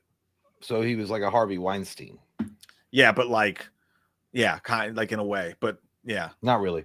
I don't know why I said that, but something like that. Yeah, I don't know. Okay, well, they're both burning in hell. We can put it that way. Well, almost soon. Do you believe? I don't know, man. That trailer, unsatisfied. I was unsatisfied. And it's not even directed by Danny Boyle. It's directed by Nia DaCoste, who did the Candyman remake. So I don't know, man. I've never felt my entire excitement for something be sucked right out of my asshole the way it was when the ending of that movie happened. And I just haven't looked at this franchise the same ever since. I wish we could just go back to fucking Jim and just go back to, I don't need all this weird shit. I was happy when they did 28 Months Later and the direction that it was going with Jeremy Renner. I thought that was fucking badass. Like I know that a lot of people have hangups about Jeremy Renner and his performance in that movie. I thought he was great. Oh, it was awesome. I thought that movie was extremely underrated, but I liked that direction. And then we went back, and then they did this new one, it was okay. It really it was super boring. And then I feel like they underused what's his name, the dad.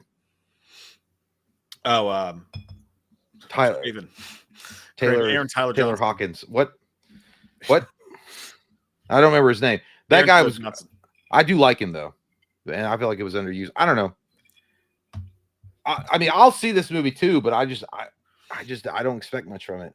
Yeah, that's my thing. And maybe it'll be awesome, and I'll give it a chance. I just don't have any excitement for it anymore, which is a huge bummer. I think they're doing that classic thing that directors do when they're just overthinking. They're smelling their own shit. Like they're like, no, I can't just make another movie and have it be really cool. Like I don't want them to do this 28 Days Later over again, but you don't have to jump the shark completely and go, no, I gotta make my next fucking Ari Aster film out of this shit and like do all sorts of, but you don't understand the symbolism means that Jimmy cracked corn. Fucking, I don't care. Like I just make an entertaining movie that's badass and a good horror movie. I don't need all this extra shit. I don't need it. We don't need to try to win Oscars. Let's just make good films. It's one of those situations I feel, and I fear. Well, I have a situation. I have to go pee again. I'll be right back.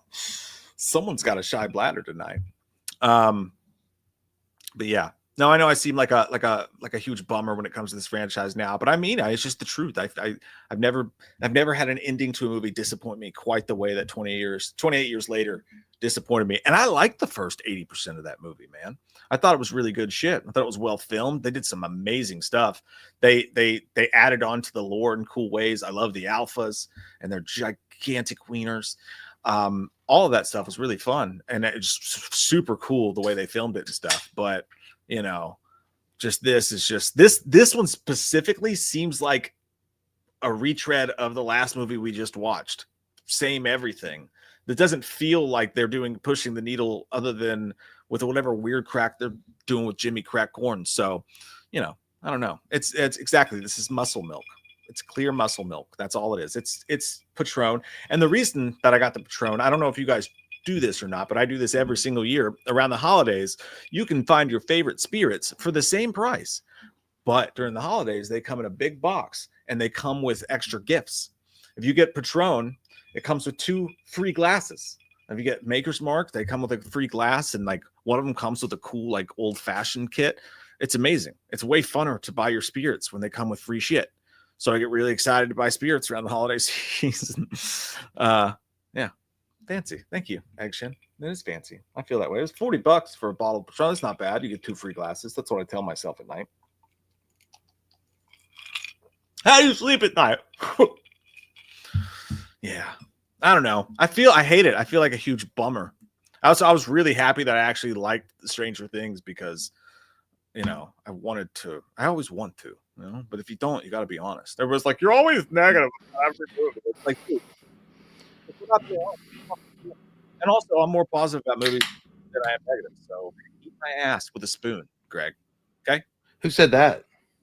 John Joe Heimer. Joe John. Yep. Yeah, I said you better not. You better not. He came with a book of matches, and I said you better not burn it down, Joe John. Does the way I call you out for being negative? No, I was just talking about it in general. Oh. Like when you talk about movie franchises, like there are fans of stuff that think that because to be a fan of something, you have to literally blow and lick at the crack of everything it does. And I know what you're thinking. You do that with Scream, but I genuinely like it though. So like I don't blame anyone who doesn't like it except for Jay because he's wrong. But like, you know, you can't watch Scream 3 and honest to God think it's a great fucking movie. There's no goddamn way. I never said Scream 3 was a great movie. I said I enjoy it more today than I did when it came out. When it came out, I thought it was a big old piece of shit. Now I'm like, it's nostalgic to watch some of those scenes again. I like watching it now. Yeah. But as far as what Scream 3 could have been versus what it was, yeah, definitely shitty. Yeah, I mean, if you want like, you know, like censored like lick crack of the corporate execs that are producing these movies, go watch Grace Randolph and shit. Like that's probably what you want to watch. We're just giving you honest opinions. If I watch a trailer and it looks like shit, even if it's a beloved franchise, it looks like poop. It looks like stupid shit. I'm sorry, dude. Speaking of stupid, I'm glad you said that, JT, because this reminds me of this. Speaking of stupid shit, Anaconda, right? Anaconda's coming out and on Christmas. And it's got, as we know, it's got Jack Black, it's got Paul Rudd in it, and the story that's going to be we thought it was supposed to be a comedy horror movie, right? Who do we? And by the way, who's the director of the new Anaconda? Yes. I forgot actually. Who was the director? I guess you already know. No, I don't. Oh, you were just genuinely asking. I thought it was. No, I thought it was Homeboy that we had on here. No, dude, he's directing his own Snake movie. He's not doing Anaconda. He's what doing a movie called Titan. Or at That's least what it was I said. called Titan. I wanted to make sure that people weren't confused. No, this one's directed by Tom Gormican, who, to be fair, did that awesome Nicolas Cage movie where he was playing himself. But no, like we thought, hey, maybe it'll be a funny R-rated comedy, an old school comedy with Jack Black, Paul Rudd. That would be awesome. Tropic Thunder type shit. No. John Squires from Bloody Disgusting tweeted, and I included Anaconda it's PG-13, by the way, that came out. But he said, I included Anaconda in an article about December's new horror movies, and Sony wanted it removed because we don't identify as a horror film, and they don't want to confuse the target audience. So if you had any hopes for Anaconda being cool, it is just going to be Jumanji with a fucking snake in it. Well, the first Anaconda was, I guess it was a comedy. PG-13. Yeah, I'm not even the rating, but it was a comedy more than it was a horror movie. But there was horror elements in it. But I do remember Anaconda being, from what I remember in like blockbusters and Hollywood videos that I would go to, it was always listed as horror. It was always put in the horror section, so they didn't shy away from it. I guess horror comedy is what it was, more so comedy than horror. But it's so stupid that Sony's like, we don't identify with that. Like, Jesus Christ, take your negative like horror obsessed ass out of here, Satan. No. Yeah, dude, you got Jack Black, who, to be fair, again, if he's in that kind of movie, he's just gonna do the home Philly Jack Black thing, his stick that he does. He is so fucking funny, dude, when he's actually just being himself. But yeah, the caricature of him is no different than The Rock's caricature when The Rock just plays The Rock in a movie. It's Jack Black being silly Jack Black, which is great for kids movies. But yeah, dude, when you heard Steve Buscemi, dude, I am so dumb tonight. I don't know what's wrong with me. Steve Zane, Trevor. Steve Zane, Paul Rudd, and Jack Black in what I thought was going to be an R-rated comedy horror film that's a meta play on Anaconda. I was like, that shit sounds fucking awesome. Yeah. Now I have fucking zero interest in seeing this movie now. It's a bummer. Yeah, Kevin Hart's the same way, Clinton. Good point. Yeah, Jack Black's gotten very kid friendly in recent times. Yeah, which is fine. I just, damn, you're just going to completely get rid of your old. He fired fucking the other guy he didn't fire him, but he turned tail on Kyle Gass because he made the well, to be fair, I would have done the same thing. He distanced himself from that shit as quickly as he was like, I'm not going to get involved with that shit. I mean, I just think it's a thing where you come out and say, hey, I don't agree with what he said. We talked about it or whatever. But he just basically like hid behind his agents or whatever and like just canceled the entire tour over it, which to me is fucking, oh my God. Did he? I thought they canceled it or like I thought they got shut down. No, I'm pretty sure that they decided that they weren't going to do the rest of the tour because he said that. And I'm like, that's all right. Talk about being snowflakey. Come on, guys. He said something he shouldn't have said, and I agree he shouldn't have said it. But like, well, there's a time and a place for it. It was it was just a little bit too new, fresh. But yeah, so that stuff's bullshit. But going back to Quentin Tarantino, what do you think about his? I'm gonna pull it up here, by the way. And by the way, I take that back. If Mike said something fucking stupid, I probably would back his corner for as long as I could. And they're like, "Do you believe that?" I was like, "No, Mike's a piece of shit." I was like, "I'm still his friend, but I don't agree with what he said." You could have done that. Like, that probably would be the smart thing to do. Is like, I don't agree with anything that he fucking said, and I already had a talk. I think that's what he said. I think he said he had a talking to him, and then I don't know. I think he got mixed up with the people that were telling him to do a certain. I don't know. Yeah, it's hard. It's a weird one. Yeah, I can't remember exactly what happened, but it was weird. But Quentin Tarantino's top 10 movies of the 21st century. Number 1 is Black Hawk Down. That's a great fucking movie. That's a great goddamn movie, dude. I mean, I can't argue with it. Black Hawk Down is amazing. Well, yeah, dude. I mean, it's an incredible movie. It's not just like it's not just like an average war movie. There's like the way they shot that film is like it looks fucking real at certain points. When the actual Black Hawk goes down and then those two Marines come in to save the pilot, and then everyone's rushing them and shit. Like, that whole scene is like incredibly like realistic. I don't know. Yeah, I can't argue with that. It's a badass movie. Number 2 is Toy Story 3. That's funny. God, he's gay. He said in an article about it. He was like, I can't watch that movie without fucking crying. Like, I just talking about it right now, I'm welling up. I'm like, dude, he's such a weird guy. Lost in Translation, that shit's boring as shit in my opinion. Dunkirk, I thought was overrated personally. Boring as hell. Yeah, I didn't get that. I went and saw that in theater and I was bored as fuck. There Will Be Blood. That's the one where he said it would be number 1 if it wasn't for Paul Dano, who he just raked across the coals. So because Paul Dano is the reason why you put Toy Story 3 above it. What the fuck, dude? Not enough feet. Number 6, Zodiac. Yeah, Zodiac, totally fucking amazing film. I feel like for some reason a lot of people haven't seen Zodiac for whatever reason. I only watched it like 2 years ago, and it was incredible. Yeah, dude, it's so fucking good, man. Robert Downey Jr. is great in that movie. Jake Gyllenhaal's great in it. Unstoppable. I'm not sure what movie. Is he talking about the Kelly Clarkson song? It's a powerful song. I gotta look it up. There's no way that he's talking about the 2010 Denzel Washington Chris Pine train movie. I hope to God not. He's got to be a bad dude. I think maybe he is. Is that what he's talking about, you guys? I don't know. I fucking hope not. He's probably the only one who watched it, to be fair. Mad Max Fury Road. A lot of people. I liked it. Yeah, but that movie had a lot of like people putting, oh, it's woke or woman power in it. I'm against that shit too, but I didn't see that when I watched it. I thought it was a great fucking movie overall. I didn't see the woke shit to it. I don't know. Yeah, I didn't either. I never pay attention to any of that fucking shit unless it's like, ridiculous. But yeah, I mean, it had a fucking woman lead. Shocker. You know what I mean? Like movies do that sometimes. I'm in the same boat. Shaun of the Dead, absolutely. That's the one. Yeah, you can't put Shaun. Yeah, but he put Shaun of the Dead at 9, and you had all these other fuckers before it. Like, I don't know if I agree with that one. Yeah, and I've never seen Midnight in Paris. Sounds like some French shit.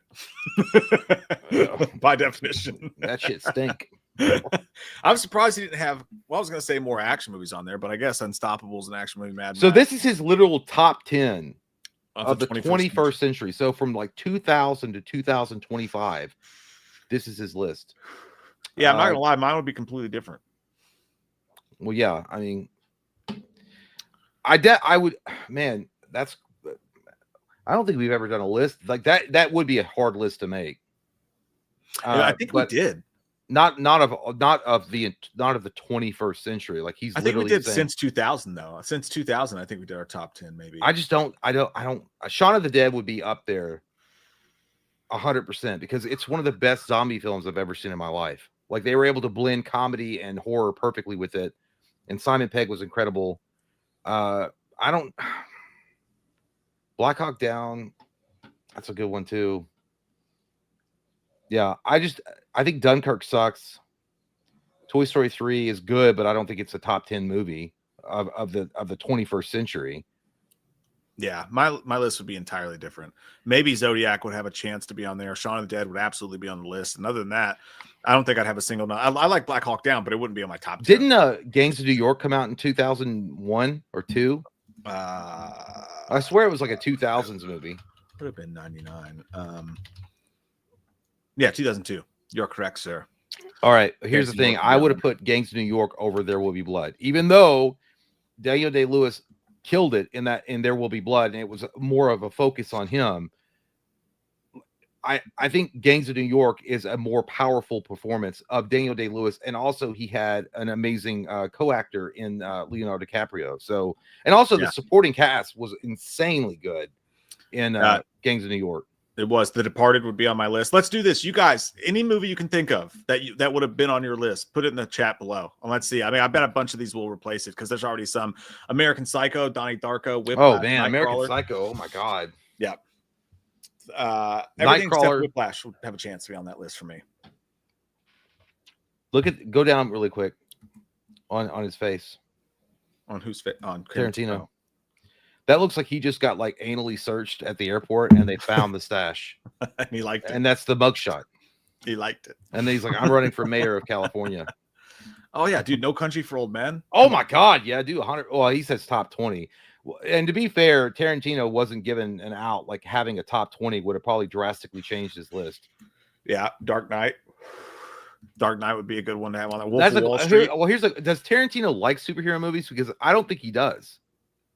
I want to say probably not. You're probably right. I'm not saying that he shares the same opinion as who was the fucker that was like, it's not cinema, it's slop. Was it Scorsese? Yeah, where he made the quote where it was like, he was basically calling it like popcorny, no good bullshit trash and not cinema. I'm not saying I agree with that entirely, but there is a lot of trash superhero films nowadays where it's like a cookie cutter formula that they use over and over again. But you can't look at something like The Dark Knight or even just the Dark Knight trilogy alone and say that that's not like amazing cinema. It's not just it's a superhero movie 100%, but that shit looks like it could be in the real world. I'm not kidding. No, I agree. Apparently, so I Googled it. Quentin Tarantino says the marvelization of Hollywood made movie stars obsolete. Captain America is the star, not Chris Evans. He's got a point. That's true. And he's pretty critical of him. Well, okay. But it doesn't sound like he's against it. It sounds more like he's like they need to make the character more important than the actor that they're casting. I would love to watch a Quentin Tarantino superhero movie. Well, you know what he would do? I guarantee you that if Quentin Tarantino directed something like a Captain America movie, which would be insanely cool, I'm not going to lie, because the whole thing with how he did Inglourious Bastards and the Nazis and shit, and having a Captain America in the middle of that, he probably would cast an unknown that wouldn't have an attachment to it. or like a stigma, or not a stigma, but like an expectation of that actor. He probably cast an unknown, and then it will be fucking dark, gritty. I think a Captain America movie under a director like Quentin Tarantino would be exactly what you would want to see from a Captain America movie, where you get this dark, gritty, disgusting type of skank environment with the Nazis, and this one bright hope coming out of the middle of that, which would be Captain America, which would be the character, what she's talking about, overshadowing the actor. I think that would be amazing. Yeah, I would love, dude. He would crush that movie. That'd be so fucking cool. Some of your guys, Interstellar is better than Dunkirk. I would agree with that. 100%. Oh my god, Interstellar is probably one of the best science fiction movies to ever be put to film. Yeah, that movie rules. Colton, I've never seen Road to Perdition. I've never seen that movie. You ever seen a great movie. I've seen it, but it's been forever. But it's a great fucking movie. I gotta watch Warrior. Yeah, Warrior. Oh my god, yeah, dude, Warrior. Great film. Southpaw's good too. That's under. You know the thing about Warrior though is Warrior should give people should give the reverence to Warrior as much as they give it to like Rocky, in my opinion. I really do feel like that. I feel like had it come first, they probably would. Yeah, I feel like Warrior was one of those movies that just comes along once in a while, and it knocks it out of the park, and with no expectations, right? No expectations. Nobody thought that movie was going to be anything really. Yeah. And then you have one of the best performances ever by Nick Nolte that should have got at least an Academy Award for Best Supporting Actor, which was totally looked over. That's a goddamn shame they didn't. Prisoners was good. Dark Knight, Fight Club. I would agree with Fight Club. I think that was 90s though. Was Fight Club 90s? Dude, my memory sucks. Fight Club. That was 2000. 99. Yeah, Fight Club was 99. That's what I said. Terrifier 2 and 3. Yeah, absolutely. You gotta have Lauren Lavera. Eric, you fucking gooner. Jesus Christ. Tropic Thunder. That's hey, dude. It's a great movie. It's a great goddamn movie. A top 20 maybe. I fucking dude. I never got into Superbad. I don't know what it is about that movie. It's funny. I liked it when it came out. I think that I get annoyed by those movies where they're trying to get to a place and they can't. Because like that makes up my nightmares when I'm trying to get somewhere and I like can't find the car keys or something. Like it just stresses me the fuck out. Spider-Man 2, that was 2000s. Yeah, Deadpool. I do love. Deadpool. I would have said The Matrix, but The Matrix came out literally in '99. So yeah, there's a bunch of good ones on this list. Yeah, my list would be completely different. I mean, at the end of the day, like, but Tarantino worked at a fucking video store, so he knows everything. You fucking idiot. There's been reactions to Supergirl. Of course, this comes from comicbookmovie.com, which they aggregate a bunch of different writers. Oh, yeah, I heard about this. Like a lot of people are not pleased with the direction that old Mr. Gunn might take this. Let's see. Get out of here. I don't want to subscribe to it. X user. Now this is X users talking about a test screening. So take it how you take your coffee. I don't know what that means. I've heard from multiple people in SAG that Supergirl is amazing. That's Daniel Rickman, who's a good scooper. I've heard the same as well, that the movie's very good. I know someone who's at a test screening had a very positive reception and foresees the movie being very well received. Very true to the graphic novel it's based on, Woman of Tomorrow. Everybody knows Jason Momoa is playing Lobo in it. It's the Supergirl movie plus Lobo. See, I heard a totally different take on it. I thought, from what I heard, they were going to go in the direction of her being like a drunken party girl or whatever, off planet. And apparently they were going to follow a storyline in DC that was not popular with DC fans at all. Like it tanked. Like the storyline sucked. A lot of people hated it. I can't remember the exact title of that storyline, but people were like, oh, well, that's the one that James Gunn. Go ahead and jack it off on camera. Jesus Christ. I was taking off my belt, dude, because I was uncomfortable, and I caught a fucking like a hair on my stomach got caught in the belt. I know, but it was so distracting. Right, I was like, if you're just gonna jerk it. I'm sorry. I was trying to take off my fucking children's belt here, and it fucking just ripped my stomach open live. But yeah, I don't know. But if people like it, I have no problems. I hope it's great, dude. I really do. I think that it's been a long time coming to have a great Supergirl or Superwoman film. That'd be cool. But from what I understand and from what I read, it was based on a storyline in DC Comics that people didn't like, and that they're like, of all the storylines that he could have chosen, James Gunn picked this one. I don't know. There was an I wish I could actually remember the article that I read that was talking about it, but yeah. I mean, he didn't direct this, so this is no, I know, but it's his plan. He picked that one. Yeah. I mean, he's in charge of the whole thing, so it all falls on him for sure. Dude, this is James Cameron's been in the media because obviously Avatar Fire and Ass is coming out soon. Jay, you were just talking about this the other night, dude. You were just talking about how this is not what you wanted. He says that it says that he wants to make a new Terminator film before the modern world catches up with his ideas. We're living in a sci-fi world. We're having to deal with problems that in the past only existed in books and films, and now we're living it for real.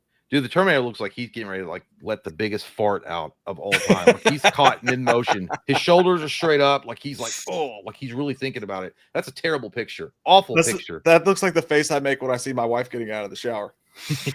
Yeah. So what was we're living in a sci-fi world. We're having to deal with problems that in the past only existed in books and films. Now we're living it for real.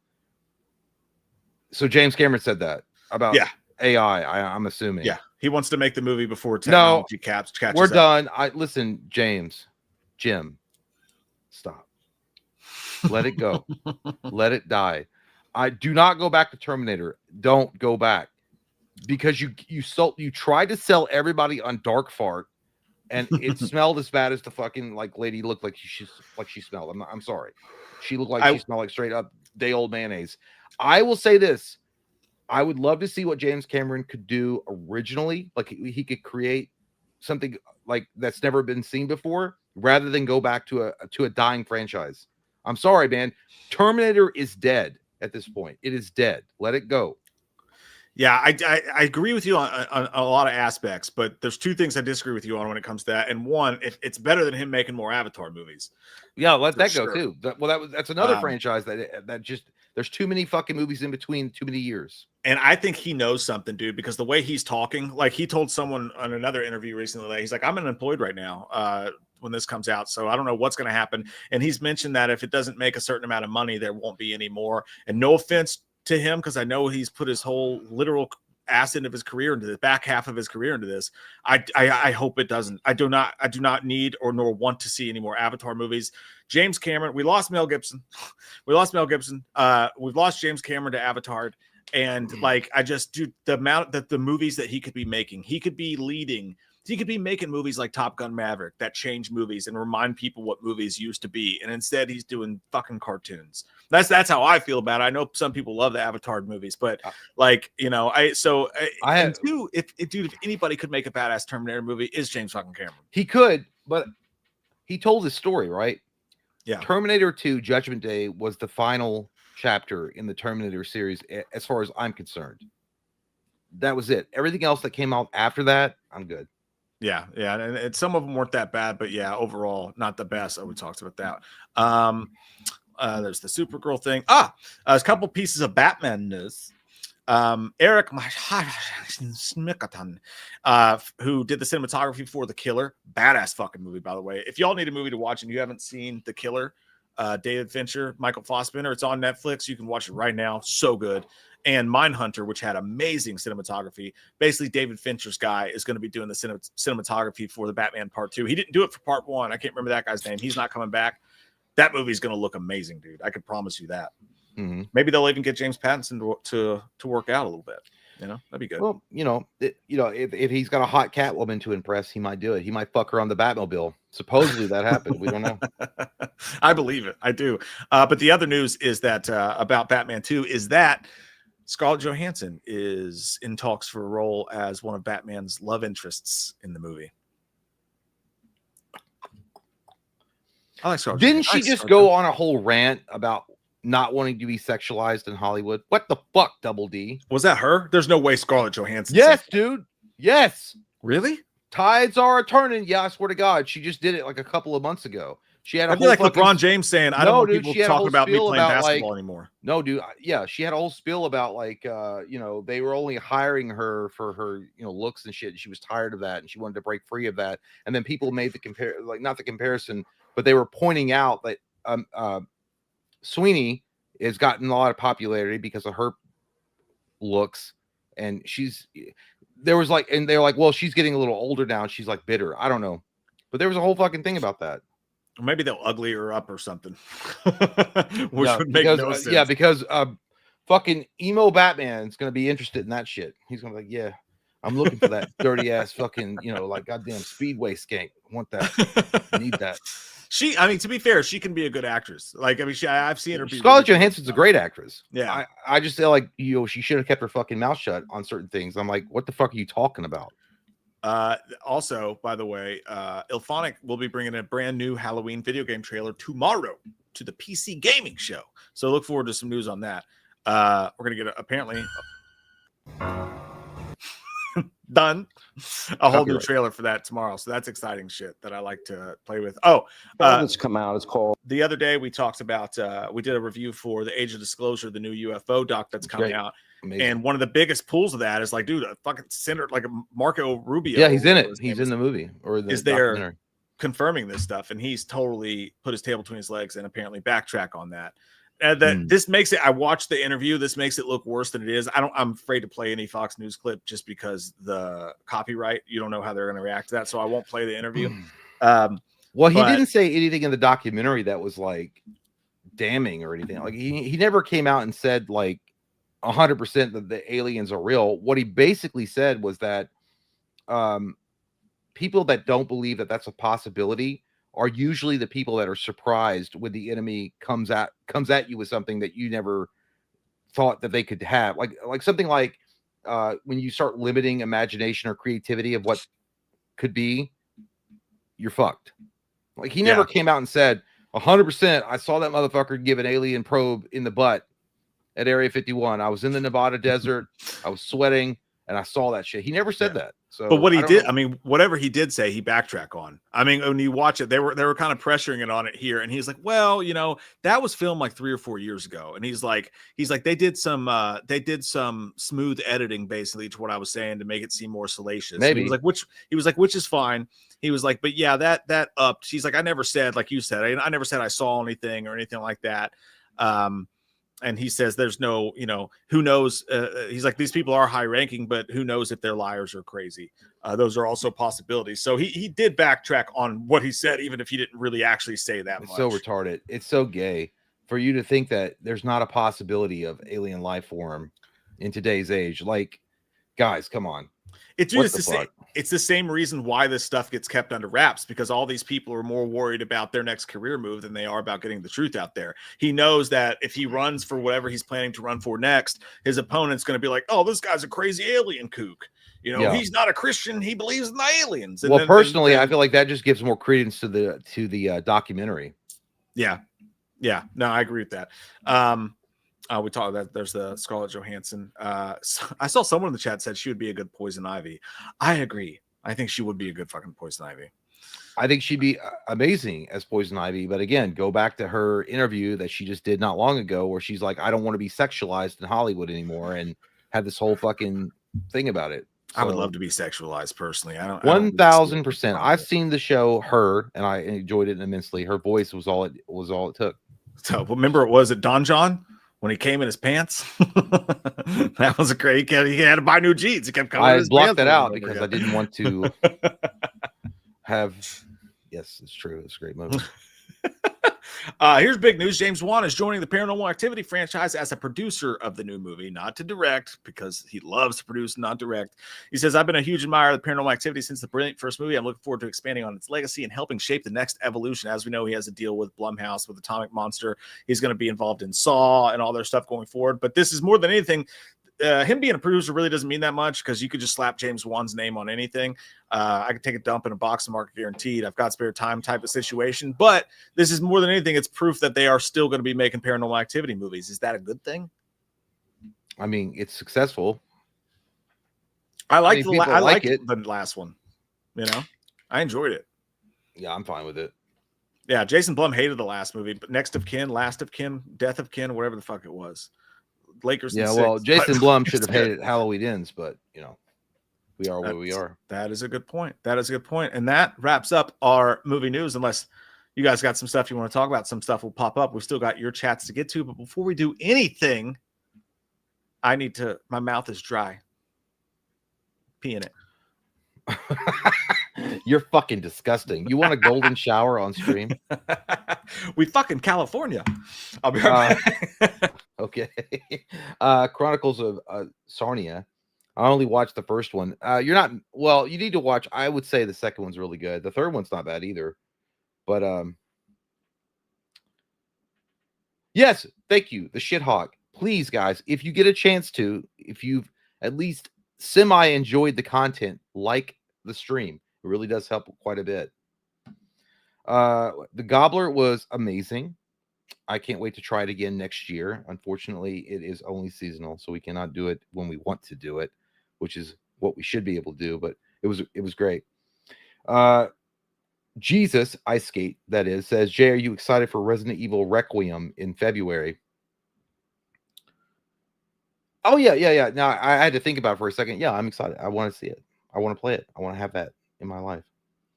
Mind the Gap says, is the Alien doc streaming anywhere? Yes, you can get it on Amazon Prime right now. I think it's $20 to rent, 24 if you want to buy it. There's no need. Just rent it and enjoy. Hello, Xshin. I'm looking at you. Oh my God. No, Jay. What do you mean no? I'm not. Why are you disagreeing with me? Will you see the Silent Night, Deadly Night remake this month? Dude, I don't know. Probably. I mean, if there's a call for it, I'll see it. I don't think Mike's probably going to cover that. I probably won't need to. Cover that dick all night. Oh, what? Jesus Christ. We're just talking about like regular, and then he comes in like eating a dick. Yeah, I've actually seen that man eat a dick. The 1997, what was it called? The Step Brothers? Oh my God. The 19, never mind. It doesn't matter. The joke died on my lips. I'll tell you, dude, I don't know what's wrong with me. I feel like I might be coming down with something in real time. The wolf pack. I literally just got over sickness. Well, I don't even know if I'm all the way over it, like a couple of days ago. I'm not over you. In that big old well, it happens. So I'm gonna there's way too much in that. I'm gonna have a shot. I'm gonna have a shot. I thought you were just gonna have a shot of H2O. Turns out it was Gary Busey juice. That's what's good. It's good for you. Actually, I think liquor's good for you when you feel like you're getting sick. Not vodka, maybe whiskey. This is tequila, so it's neither of those things. I don't think that's gonna work for you. Cheers. Hopefully, I'm not coming down. There's still too much in that. Fuck it. Love you guys, America. Tell me of Ohio. I don't know where the drugs are going, Batman. There we go. So in the super chats, we've got Byron Hansen saying, wish we saw Michael take on the police force in H4. Yeah, we talked about that before. Missed opportunity for sure. We would have loved to have seen that. We saw the aftermath. Did they film it? I don't remember. I think that there was a discussion that they were going to film that scene, or if they did film it, it was left off it was left in the cutting room floor. That would have been badass to see that, though. But I agree. Sean. He said that last week, by the way. Byron keeps saying that. He wants us to know. Sean Higginbotham says, comb your hair. Get crazy with the stick. I'm still not over what just happened in my mouth. Mike's about to sing mariachi bands from his mouth. Happy birthday. Michael Barton, member for 16 fucking months. Thank you, Michael. Strong. Yeah. Hope Matt Jones gets to be Brainiac. Who's Matt Jones? Why does that name sound so fucking familiar? Who's Matt Jones? It's a UK sports guy. By the way, UK got a new football coach. I know that's not what you're talking about. I'm looking it up. Let me pull it up here real quick. Matt Jones, actor. I could see him being Brainiac. He was in Breaking Bad. He was the meth head. There's a lot of meth heads. If there's a lot of meth heads. Too. Yeah, he could work. He's got a big forehead, big brain you could put in there. Not as big as mine. Andrew Romano says, Loomis helped me pass my cultural geography college class. I know you got knowledge. I should help you pass an English exam because what you just said there doesn't make any. Help me pass my cultural geography class. What are you talking about? What the hell? Are you goddamn dyslexic? You just wrote that shit? Are you drunk? Here's what you got to know. North America, South America, Antarctica, Asia, Europe, Australia. The rest of it, fuck it. Just know that shit. Say this as Lewis, by the way, wired it, because that was the joke. It's the fucking Catalina wine mixer. It's the Catalina wine mixer. The biggest since 1997. Pow! Yeah. You're gonna get in the way of my nut. Yeah. Emotionless Zombie says, "Sup guys, can Slytherman sing the Welcome to Derry theme song?" What the fuck is the Welcome to Derry theme song? Oh, Put I know a ribbon in my hair. I can't sing that because I don't know the lyrics. So I know the song, I just don't know the lyrics. But in my hair. I'll be pretty and witty and guy. I don't know the fucking song. I can't think Welcome to Derry. Don't be a fairy. There is a crown that lives in the sewer. If you see him, your group might be fewer, and then you will die. So sad. Goodbye. That was better. I know. That's not the Welcome to Derry theme. I'm sorry, dude. I'll have to like memorize that line. I'll do it for you. That's what it was, Jesse. A smile is something special. A ribbon is something rare. That song depresses me. Maybe I blocked it out because that song fucking depresses me. But Gabagool says, never saw Joseph Gordon-Levitt after Dark Knight. He's there.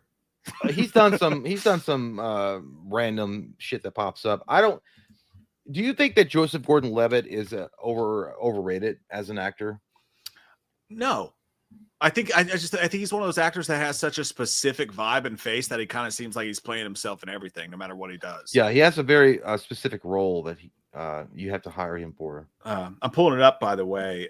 Since The Dark Knight Rises, he was in Premium Rush, the bike riding movie. He was in Looper with Bruce Willis. Don John, where he came in his pants many times. Sin City, The Interview, he had a small role in that. The Night Before, by the way, is a really funny Christmas movie. I remember I went to see that by myself, and I got home and I enjoyed watching it so much. I was thinking of Jay the entire time, and I got home when I texted him. I was like, dude, you should have went to see this with me because this is our kind of movie. Did you ever watch that? It's Seth Rogen and Anthony Mackie and Joseph Gordon-Levitt's What Christmas was it? movie. The Night Before. They just kind of go out and get shit-faced wasted, and then there's another story in there somewhere. Yeah, I probably got shit-faced wasted and like watched it, so I don't remember it. Yeah, it was funny though. It was pretty good. You have Casper. Sup, dudes. You didn't even say sub. You're so lazy. You're like, sup, dudes. Any favorite movie soundtracks you listen to? Scream 2 and 3 have some tracks I always go back to. Also, Go Pack Go. Now we just got to beat the Bears. Big game coming up. Those Bears fans have been talking so much shit. And we play them twice in 3 weeks. It's going to be a fun 3 weeks. We're going to push their shit in. That's what's going to happen. That's what Fudgebackers do. I will say movie soundtracks I listen to. I really don't have any. I'll go back to like certain songs from movie like Interstellar. The soundtrack is amazing. But that is one of those where you're like 3 whiskeys down and you're like, I'm just going to think about things. Yeah. And you just turn that shit on. Oh, sorry. No. I can't really think of any. Music wise, I mean, the Scream soundtracks are a go-to. Scream 1, 2, and 3. There's even a couple tracks on 4 and 5 that I'll listen to for sure. But Empire Records, love that soundtrack. The Clerks soundtrack has a couple great songs I listen to on. But I listen to a lot of writing soundtracks a lot of movie soundtracks when I'm writing.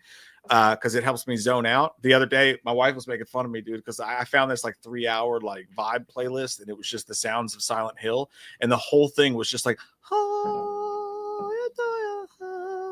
and I was like, and it had like the ambiance, and it helps me zone out so I can get all my writing shit done. And more than anything else, Trent Reznor and Atticus Ross, the soundtrack to The Social Network, is fucking amazing music to study or write to. So I listen to that a lot. Dusk Till Dawn's got a good soundtrack too. No, it has one good song. It's got a couple. No, I bought that soundtrack because I thought it was going to be a badass. And like, the only thing I like is It's a Dark Night, and that's the first fucking song. And then everything else is like, there's a couple other like, there's oh yeah, I don't know this shit. I'm sorry, I don't like it. There's one dude that's funny as fuck. He's like, Texas whiskey and Texas and whiskey. It's like the whole fucking song. Yeah. It sounds like Red Right Hand, but it's kind of weird. I liked it. We have, by the way, thank you so much, Casper. We have Blake says Five Nights at Freddy 2 screening with Matt and Skeet on Friday. Stoked. Nice. Why is Skeet there? Is he in the fucking movie? Yeah, Skeet's in the movie. Skeet, and Matthew Lillard are both in that movie. Okay, you gotta use your connections when you got them. Yeah, that's cool, dude. Where do you must live in fucking LA or New York or Florida? That'd be cool. I hope you have a great time. Or he's just more popular than us and got sent. That's possible, dude. We could have gotten an invite. Yeah. Michael Parton. I'm excited that Shadow is getting a spin-off movie for the Sonic universe. This is awesome for Keanu. Damn, I didn't even know Keanu was Shadow, dude. Damn, nice. Good for Keanu and for Shadow. Yeah, the way you said it though is kind of disrespectful. Keanu Reeves, like it's a big break for Keanu. He gets to voice. Keanu needs to be Genesis character. Keanu needs to be Darth Revan in an Old Republic Star Wars movie, which would save what's fucking left of the Star Wars franchise. 100%.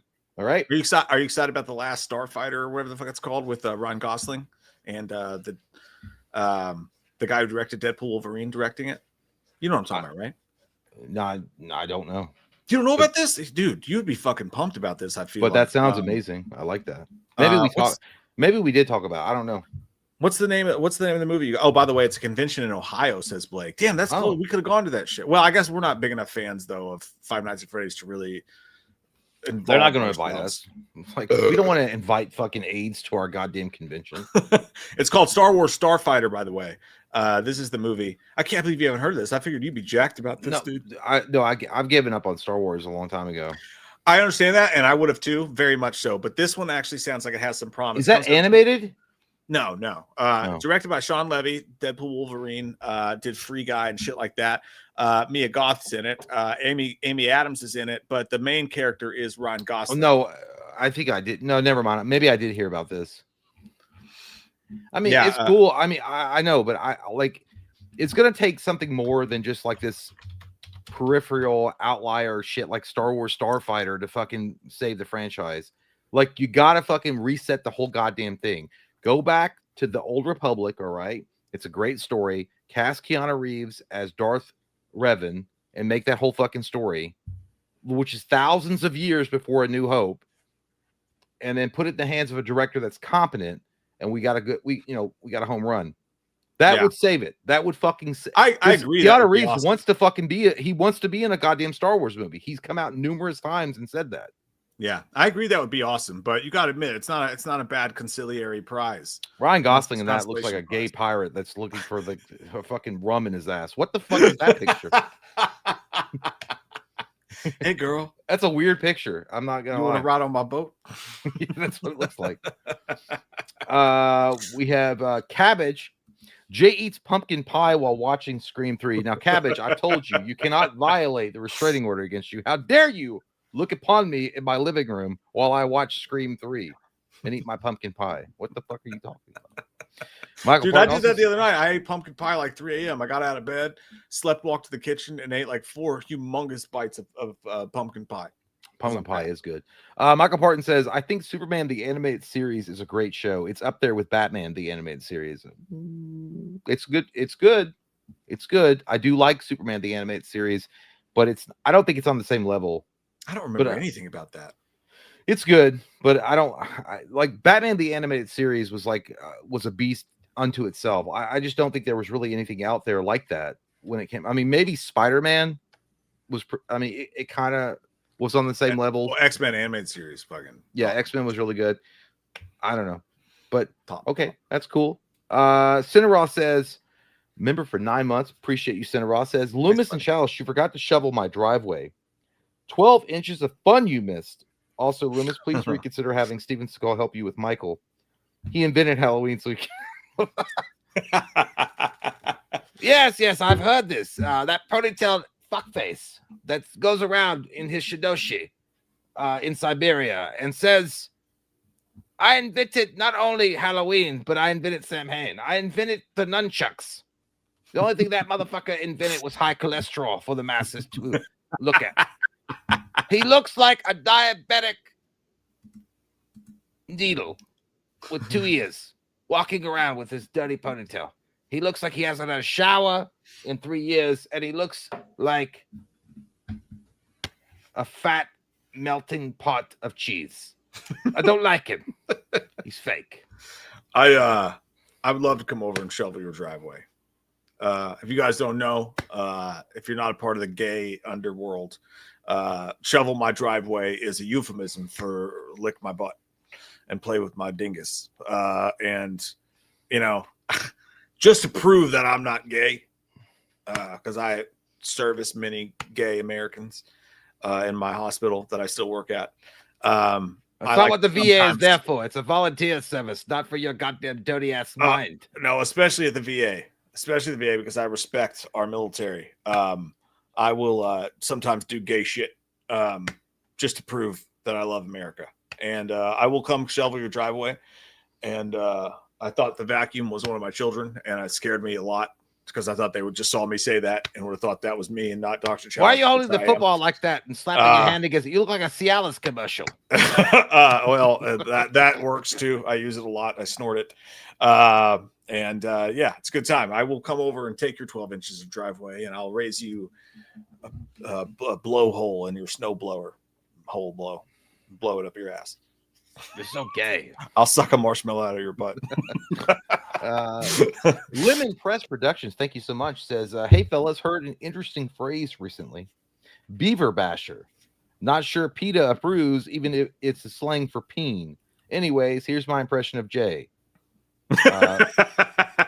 You can go fuck yourself. No, dude, I didn't read it. All I heard was you read. Anyway, here's my impression of Jay.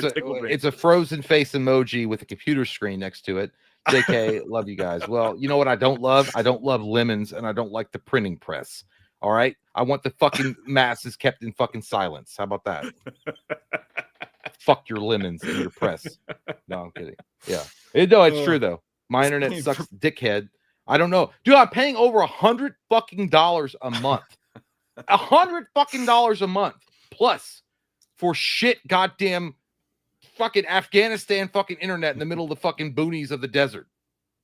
I don't think you're putting Aladdin onus on his fucking magic carpet flying in the fucking sky gets better internet service than me.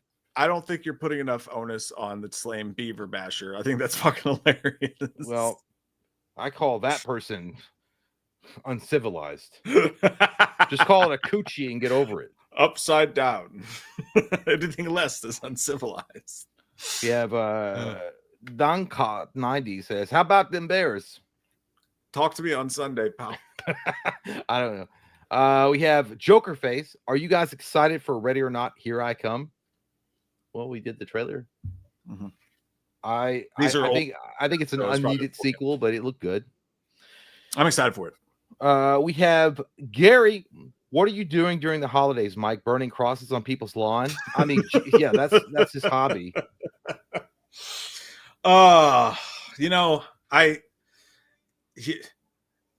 Do we not live in a world where you can't just be like, hey, I don't think that part right there was racism, without people coming for you and calling you a racist yourself? Think about it. Are you trying to make a statement? I think so. So. You be like, hey, just embrace it. Saying that I don't think Shedeur Sanders sucking has anything to do with racism in this country. I do agree makes you a Ku Klux Klan member in some people's eyes, because that's just the world that we live in. I know you're joking, by the way, Gary. I'm just kidding, but I mean that is true in some people's eyes. You say that on Twitter, they'll be like, "This motherfucker has a white gown in his closet." You know, dry cleaning came late today. Michael Parton says, was the Tommy knockers about aliens? Can't remember. Yes, I think it was. About green lights. Yeah, it was about a bunch of fucking people named Tommy ding dong ditching people's doors. The Tommy knockers. No, yeah, I think it was about aliens. Robin Barker, thank you so much, says, how about a stream on Saturday? It'd be a fun to hang out and get alcohol poisoning with you guys this weekend. Well, we're having alcohol poisoning right now. What do you mean? Are you watching the show or not? Robin's like, hey, I'm free on Saturday. Could you guys? Yeah. We've done Saturday streams before, but there's no point in doing it if there's nothing good. I mean, we could literally turn the camera on at any point. Like, we'll just sit here and wait for the chat to come up with something interesting while Mike throws a Nerf football. And then we'll talk about stupid shit. But we've done Saturday, but there's no reason to do it. I mean, we do a Monday stream at 11 o'clock in the fucking morning. It's completely sober. I know, it's crazy. You guys should tune in. And then we do. Yeah, anything could happen. We have a Patreon stream coming up. I think it's next Saturday, if I'm not mistaken. I don't know. No, I gotta go to the. What is next Saturday? No, it's not next Saturday. I don't know. At some point, we do have a Patreon stream on Saturday, so I know that's coming up on one Saturday. Where'd you go? Where'd you go? It's a great Mike Shinoda song. Okay, so I thought. I thought Jay just left because he was doing something, but his picture in the bottom of the room is frozen as well. So I think his internet pooped for a moment. There. Can you not hear me? You disappeared, man. Your shit froze and you went off the screen. What the fuck, dude? Now it's just a picture of you vaping.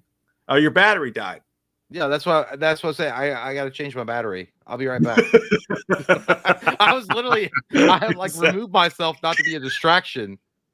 Like I got to change my battery. I'll be right back. You know what? We haven't had a shit show stream in a while. I feel like we were due. I feel like this is like I feel like shit. I feel sick. Jay's internet's fucking up. I feel like we were fucking due. I'm not even mad. Like I'm not even mad about it. Like it's fucking it happens, you know? It happens from time to time. Oh my god. Give Jay a second to come back. His AOL ran out of Oh, good lord. Like it's funner when anything can happen, right? That's why people used to watch WCW Nitro fucking live, right? Just because like it really is live, like anything could happen. It's like you watch us, there's a 92 to 95% chance we're gonna be bad at it and something shitty's gonna happen. But I'm gonna throw a football at you. I hope you're ready for it. You weren't. That would hit you right in your stupid mouth. Not you. You though. You're a piece of shit. You know who I'm talking to, you little fucking asshole. Quit talking shit to me in the chat. I'll come over your house and I will have sex with your turkey dinner. And you know what I mean by turkey dinner? I mean the leftovers. They're starting to change colors and it's weird, but I'll still fuck it. What am I saying on a fucking internet where the whole world can hear me? Fisher Price computer. Oh me. Based it a little bit. There was more tequila in that plastic cup than I thought there was. And I don't have a specific favorite episode of The Sopranos. I don't, because like there were so many good ones. Oh no, I do. That's a lie. It's a fucking lie. I lied to your mouth. Didn't mean to. The best episode of The Sopranos is when Tony finally fucking killed Ralphie. Because it was so passionate and so personal. And Ralphie was getting on our fucking nerves. Great actor, but he killed that fucking horse. And Tony loves just like random objects. Like he'll cheat on his wife and he'll kill his best friend. But like if you fuck with Tony's like horse or his ducks or some shit, he will take out all this random rage on you. And Tony finally fucking killing Ralphie in his kitchen was the greatest episode of The Sopranos.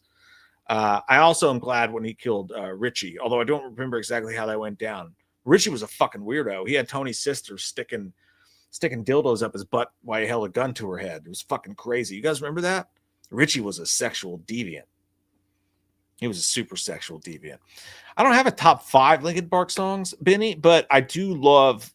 I was getting shit for this last night. Hanging out with friends. I love the chick singer in Linkin Park. I love the new album's as good as anything they've had in a while, and I'm not ashamed to say it. I love it. Thank you. Are you back? What a simp. What a fucking simp. What are you talking about? You don't even know what Linkin you're Park. anymore. You don't even listen to them. Stop watching Don't Be Woke YouTube videos. It's melting your brain. Catch this. I don't even know. What are those channels? Tell me. Catch this. I don't know how to watch them. Catch. You're not catching it. It's going to hit you in the face. Dude, what if it landed in your hands? People's mind would be they'd be fucking over it. They'd be like, oh my god. We got Corso Travin. Member for 8 months. Appreciate you, man. Says, if a remake of The Shadow was announced, who would you cast direct? I want to get a public sub. Said, run it through the garden. She never heard before. First off, you can go fuck yourself, Corso. That's a very traumatic experience for me that happened in my past, and I don't like bringing it up as often as you guys like to joke about it, okay? Because it was very, very fucking scary and very, very embarrassing. But I don't even know if they had public sub. I just thought they sold fucking clothing. That was the top 10 J story, by the way, the run it through the garden subway story. I guess you had to be there, but it was a fucking. Yeah, I'm not gonna go through it again. I'll give Cliff Notes another time. But no, as far as like the Shadow remake, well, here's the thing about the Shadow. The Shadow was a cool movie, without a doubt. I thought Alec Baldwin actually knocked it out of the park. Like there was very much a Batman vibe to his character and the way that he approached that role, and I liked it. And when you watch that movie, you're like, man, he could have actually been a decent Bruce Wayne Batman combo. Alec Baldwin probably would have knocked it out of the park. But I also feel like the Shadow was unneeded. Even though there was kind of demand for it, the Shadow and the Phantom. Remember with Billy Zane? Yeah. Remember that came out? Like it was like they were just trying to like tap into any like obscure thing to try to make it a big hit, and it just didn't work out all the time. I feel like the Shadow was one of those things. It's like it was cool when it came out. I remember I had a toy of the action figure of the Shadow, but it also was kind of like stupid. But if I had to remake it, who would I cast and who would I have directed? I think I would go with. I know this is really. I would go with Gyllenhaal as the Shadow. I think he could pull it off. And I think as far as the director goes, for that type of movie, and I'm not kissing Mike's ass here, but I would go with his favorite director, Darren Aronofsky. That's the one. David Fincher. Check this out. David Fincher. You mentioned a Shadow toy. I got one right here, dude. Look at this fucking KB Toys. Yeah, that's clean looking too. Yeah, it's the clear one. That's the thing about the Shadow, though. The Shadow had all the fucking. They were coming off, I've got on the heels of Batman '89 with Keaton, and it had all the fixins to be a fucking the next huge thing. And Alec Baldwin, dude, you're right. That movie was boring and kind of shitty, but dude, goddamn, was he handsome? He had the perfect 5 o'clock Shadow. Yeah. To play the Shadow should have been great. Wasn't. I love all the marketing and I love the toys and I love everything except for the movie. It's like one of those things you love everything but the fucking movie. It was just. It felt like even at that time, like it felt like oversaturated the market. Like they tried to make a Dick Tracy with like Batman powers or something. I don't know. Mm-hmm. And I know that he's a comic book character and he's not like just the Alec Baldwin version, but I don't know. I just felt like it was like an unneeded movie, but it was still cool. But that's who I would go with. It'd be good. Gyllenhaal and David Fincher. Oh, dude, the main Shadow toy was really badass. By the way, I love the black hat and the black suit with like the. Yeah, if you move the toy around a little bit, the eyes would glow red. Yeah, that was Andromeda says, using my milestone chat to say Merry Christmas to all and wham forever. Love you guys. What the fuck is a milestone chat? That's when you're a member for a certain amount of months and it gives you a free super chat. Hey, all right. Thank you for wasting it. Thank you for wasting it. I hit it one time. I didn't fucking Marty McFly that shit. The fuck? Hey, Merry Christmas to you. He didn't waste it. He was wishing us Merry Christmas. You I'm disgusting kidding. Piece Thank of you, shit. Andromeda. I love your Christian. galaxy. You're a fake Christian. You're a fake man. How about that? I do that to my wife all the time. I'll just say shit just to see their reaction to it. I mean, it doesn't really work because I'll just fucking say it back. I don't care. Dane Cat says, what the fuck? Stream element not working. YouTube is behind it. Probably. It could be possible. We will, by the way, when we're done running through the super chats, running through the garden, we'll pop back over to the stream element, answer those as well. So it may have gone through. We just haven't. It's not on. Yeah, and we're sorry, guys, that we're bitching about that, or like we bring it up every stream about like if you guys, if it's possible to super chat over on stream elements, but it really is a shitty thing. Like YouTube's deal is like they literally like if you guys donated like Eric, amazing, thank you for $10. YouTube he's going to take it 30% of that. Yeah. So that's why we're always pushing if you guys can to do stream elements, but we really appreciate you guys either way. So thank you guys. Eric says, you guys rock. Bruce Willis is going into a nursing home. I heard that. And I hate December, but Lauren Lavera is watching over us, blessing us through our trials and tribulations. Oh, and Loomis, a middle finger. Yeah. Happy goddamn restraining order anniversary to you. I'm sure she's taking one out. Happy anniversary to that, you piece of shit. Yeah, dude. Yeah, it is sad.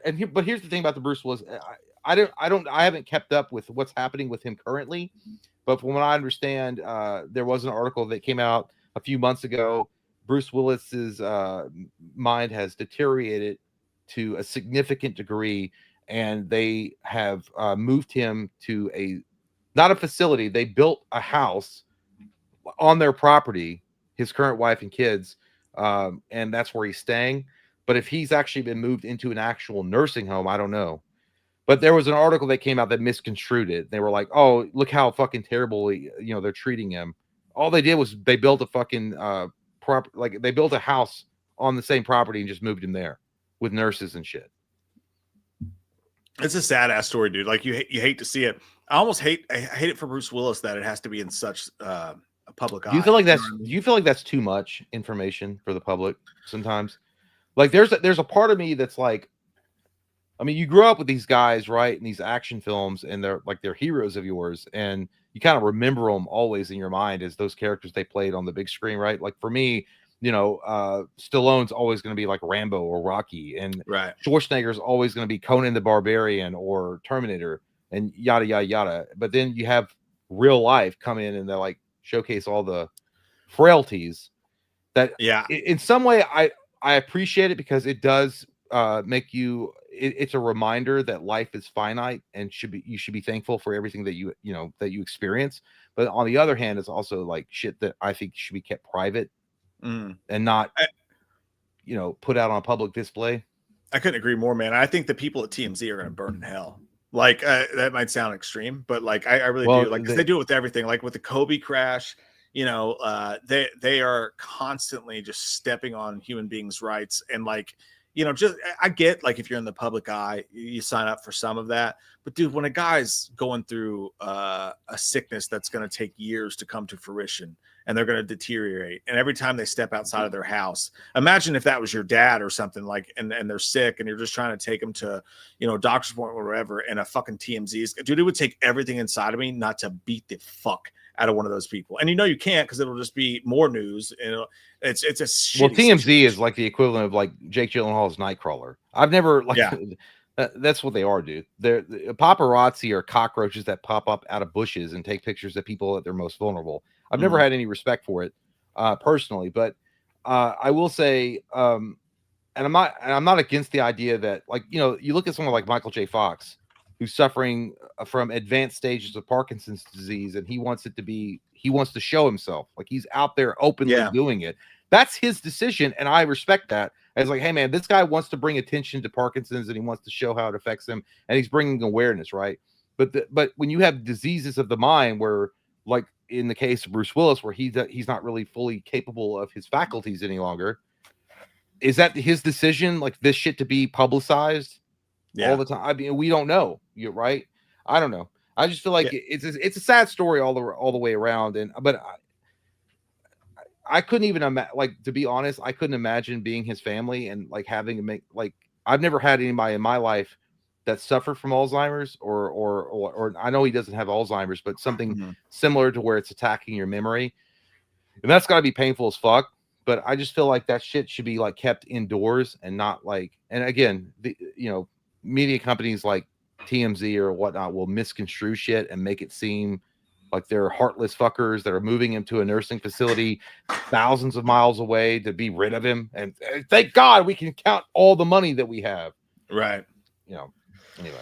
Yeah, I completely agree with you, man. It's disgusting. It's one of those unfortunate things about society. Maybe eventually Congress will actually do their jobs and like come up with some law that protects people at some point in their life. Like I feel like if you come down with a major, awful terminal disease like that, like you know what I mean, you shouldn't be allowed to do that. Or if someone's not in good health, there should be rules for when you can. Well, there are rules in place like elder abuse and shit like that, or like aphasia. Yeah, that's the name of it. You can't take advantage of like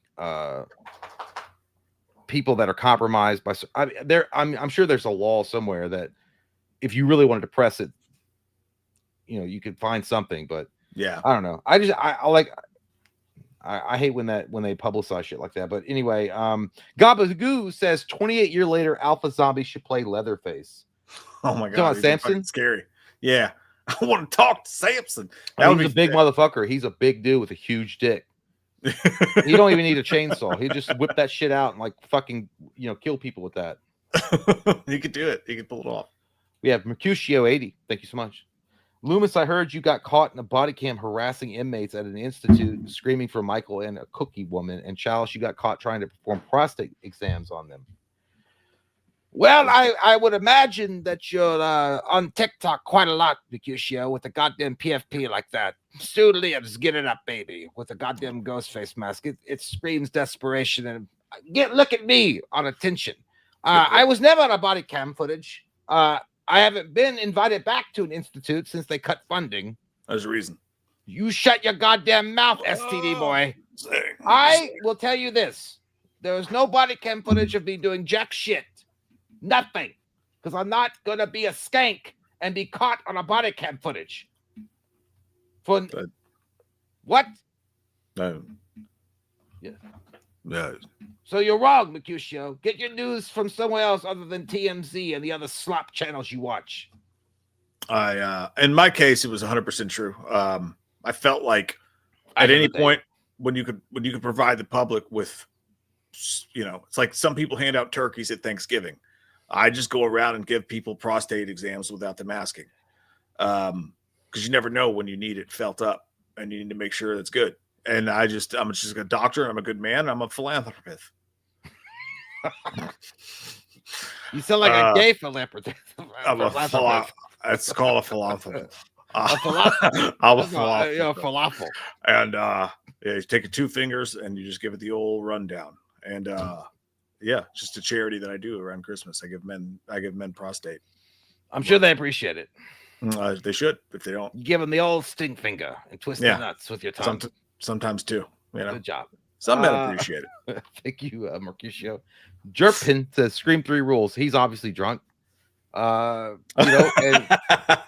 it's his birthday. Give him a break. Yeah, his birthday. He's like out somewhere at Buffalo Wild Wings. Maybe that motherfucker loves ice cream cake. Yeah, maybe Jerpin's at actually he's probably at Hooters, and they're gassing him up right now. All those girls in the shorty shorts, and he's like, "Watch this, Scream 3 rules," because it does. They're just lying to you. But thank you, Jerpin. Gary says, was either you Turok fans growing up? I can't wait for the new game Turok Origins.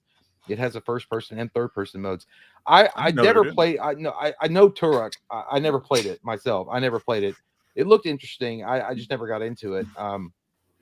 But it's cool that they're going to have a first and a third-person mode. I always love the idea of Turok because it's first person. You're hunting dinosaurs. That's badass. All I remember about Turok though is I never played it, but I remember I think there was an N64 cartridge. I think so. And I do remember it was one of the Xbox 360 demos you could play. And a lot of people don't remember this, but this is a special memory. When you were poor and you couldn't afford to buy the Xbox 360, you would go to Walmart and they would have the demo where you could turn it on and play it. And some of us would just go and be like, "Oh my God, can you believe the graphics on this unattainable item?" It was like $350, probably. It was like $350, I'd say. But at the time for us, it was unattainable. So we'd just go and look at the graphics and be like, "Holy fuck!" And I think Turok was one of the games that you could play, and I was like, "This shit's amazing." Yeah, that's all I remember about. You got Turok. That Sega Dreamcast. You got that Nintendo GameCube. I said we got a Gamecast. We got a Gamecast. We could afford it. I bought a Gamecast at a flea market. Finally, like years after, I bought it. No, there's no Gamecast. Look, that was the Malibu's Most Wanted. He was talking to the dude, and he couldn't afford. Yeah. He called it a Gamecast because he got that shit fucking bootlegged. Oh, that's right. He called it Gamecast. But the Dreamcast, though, I do remember I got one from a flea market. Way ahead of its time. Finally, here we fucking go. And I had the Randy Moss fucking game cartridge, put that shit in there to play the NFL game. And I got to halftime of the first game, and the bitch never fucking worked again. But you were ahead of the curve, dude, because the Gamecast, I'm sorry, now I'm fucking saying the Dreamcast was well ahead of its time. Well ahead of its time. It was just unfortunate that Sega had made so many fucking blunders previously that killed that game system. But dude, I swear to God, if Sega had made the right moves and not released system after system, like, because you had the Sega Genesis, right, which was great. It was awesome. It was a true competitor with Nintendo. And then after that, it got confusing because then they released the Sega CD, and then they released the Sega Saturn before that, and you're like, what the fuck are you all bitches doing? Yeah. And then they came out with the Dreamcast, which was actually a good fucking system, but they had already lost a lot of like public support, right? Because they were just continuously doing this shit, or they were releasing system after system. It sucks, dude. But yeah, Mike had one. I remember seeing it. I thought it looked fucking awesome. Dude, it was so cool when it worked, which was like 2% of the time. It wouldn't work, but damn, it was awesome. I think the Dreamcast, like I think 1 out of every like 12 consoles was actually a working console, and that's why it died. But it was awesome when it worked. People are like coming in here like, Gary asked a question about Turok, and these motherfuckers went off talking about Dreamcast. Michael Parton says, I hope Supergirl doesn't replace Wonder Woman. I don't think that's a possibility. Wonder Woman, like, are you talking about like the character, or are you talking about Gal Gadot's Wonder Woman? But if you're talking about the character, they're two totally separate. I don't think Supergirl's ever gonna, like, if the movie's great and people love it, there's always going to be like a demand for a Wonder Woman movie over a Supergirl film. I mean, Wonder Woman is like a part of the big three, right? You have Superman, Batman, and Wonder Woman. Mm-hmm. So dude, I think that, like, honest to God, I love the Snyderverse. I do, but going back and looking at it, I really think Gal Gadot was the wrong choice. Like, Wonder Woman movie was good. She had moments, but I think Gal Gadot was the wrong choice for Wonder Woman. She was hot as fuck, and that's why they cast her. She was, but she could have been so much hotter. Like, you know what I mean? And like, she was just tiny and like whatever. Like, I think if they found a fucking just she doesn't have to be like ripped. I don't mean like I think that, she worked like, in the role. I don't think there was anything wrong with, like, I think physically she definitely embodied the character. I mean, she was. I don't think she did as good as she could have. She worked it. That girl worked it. But I think that they could have cast someone way better that really would have, like, had you looking like the Mask with your jaw on the floor and your tongue rolling out of your mouth. Like, I think they could have cast better for that. And she, every line she said, it was always like, I don't want to do this. Like, it just never, I don't believe you. Like, I think it could have been better. I just think it could have been better. Gary says, yeah, that's what they do. They love all the attention when they are young. I saw her showing off behind the scenes, acting spicy for the crew of Iron Man 2. Yes, exactly. So you know what I'm talking about. Yeah. So she went on this whole tirade. I can't remember the article. I can't remember the exact interview that she did, but she was basically lamenting the fact that she sold sex, I suppose. Not that she sucked her way to the middle or anything, but that she sold her sex appeal. You got to suck your way to the middle.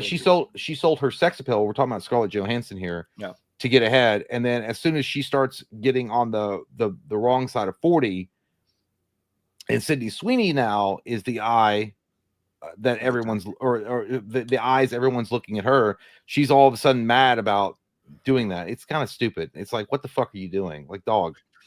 Dude, and there's nothing wrong with it. If you're fucking hot and you look good and you have certain physical attributes that men or women find attractive, yes, I'm sorry, you're going to have a larger percentage of getting cast in certain roles, and there's nothing wrong with that. You could still be awesome as an actress or an actor, but to sit there and act like, now I was only cast because of that's fucking stupid. That also demeans yourself and saying that you aren't talented and that they only cast you because you have big milk duds. What the fuck are you talking about? No, it's actually a really nuanced topic, because, like, in all honesty, and not even being a piece of shit about, like, for Scarlett Johansson to come out and be like, I don't want to be sexualized is pretty insane, because, and it's a good thing. I'm saying it's a good thing. Like, she has talent as an actress. Obviously, she's also hot as fucking balls. Like, what's wrong with that? You know what I'm saying?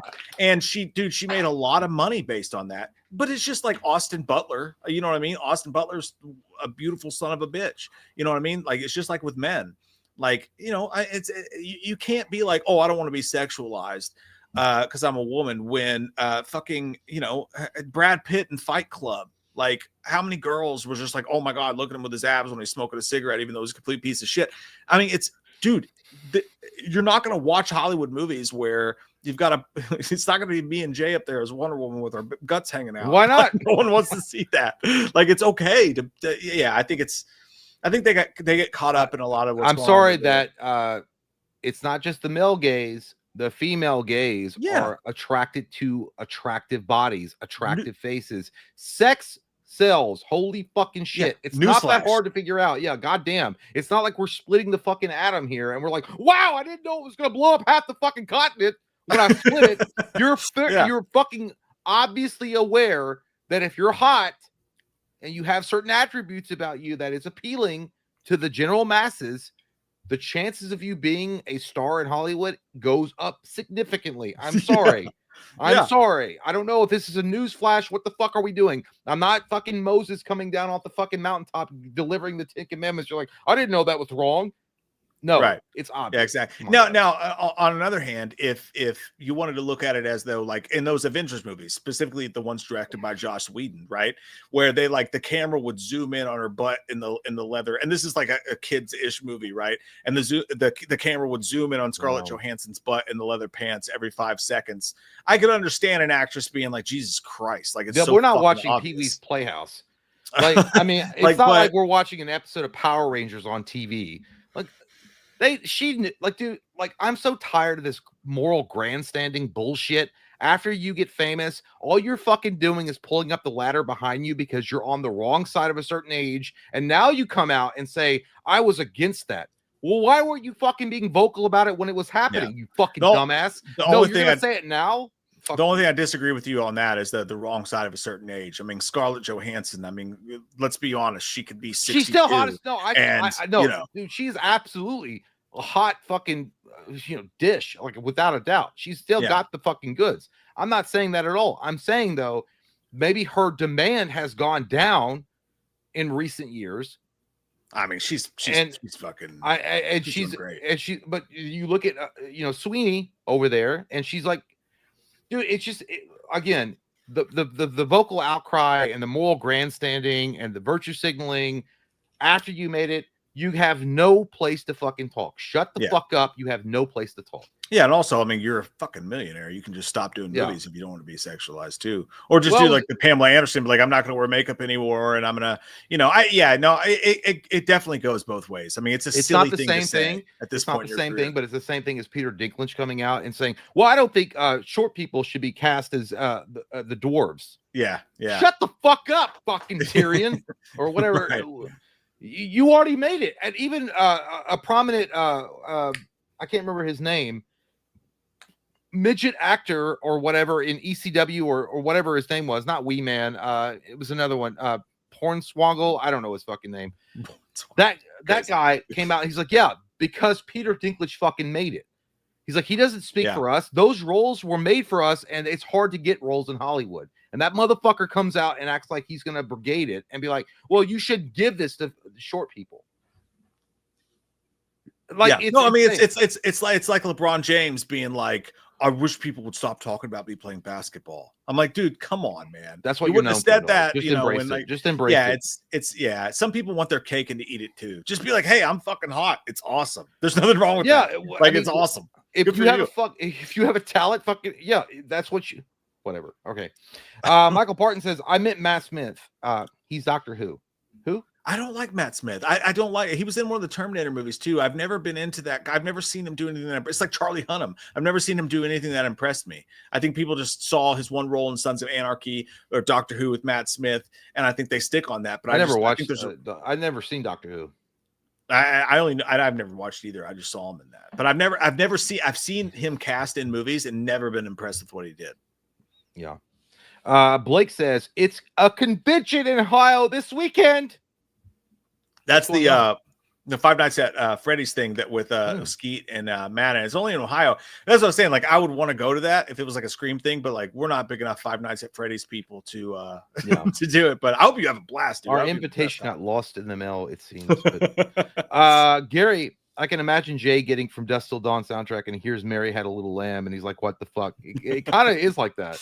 I bought the album and I'm like, oh, it's gonna be great because I love the opening song, right? It's a dark night. That opening sequence was amazing. And then I listened to the rest of the album, like, why did I spend fucking $20 on this shit? The fuck, I could have had a chalupa. We used to do that though. We used to buy those soundtracks and I know, like, yeah, like just for the movie. Yeah. We did that with I Know What You Did Last Summer. Had a good soundtrack. That first track, hush, hush. We used to trade those all the time. Yeah, with Rocky, and we had the best time trading CDs. That was awesome. We have God Convo Prime. He wants some Converse. God, can you send it Prime to him? That's what he's asking. His name is God Convoy Prime. So he wants some Converse for Christmas, and he's asking. Sounds like his Call of Duty name. Prime. He says, "Hey, Slendy, you left your swords here, and tell Chalice to please, for the love of God, if he ever wants to make uranium again, to not use the toilet. Love you, boys. Me sorry that me left me swords there at you place of residence. Me will make sure that next time me take them with you. But they is special edition katanas that me bought off eBay. So me sorry about that. Me thought when me left it there that you wanted to look at it a little longer. But me will come get me swords. Thank you so much." But I'd ask, like, you want me to take a shit on the carpet? I mean, is that what you want? You want me to take a shit on the carpet, ruin everyone's evening? Because I will. I'll do it. He's gonna be like that little girl in The Exorcist. Gonna go pee on the carpet in front of everybody playing piano. I believe it was my 14th divorce. I took a shit on the carpet. So if you're a father, what would you have done if you're in that situation and you're all hanging out, right? You have like say it's like Christmas. You have all the family over, and you're hanging out, you're listening to tunes, and it wouldn't be a piano you're playing. You're like probably playing Blink-182 on the YouTube channel.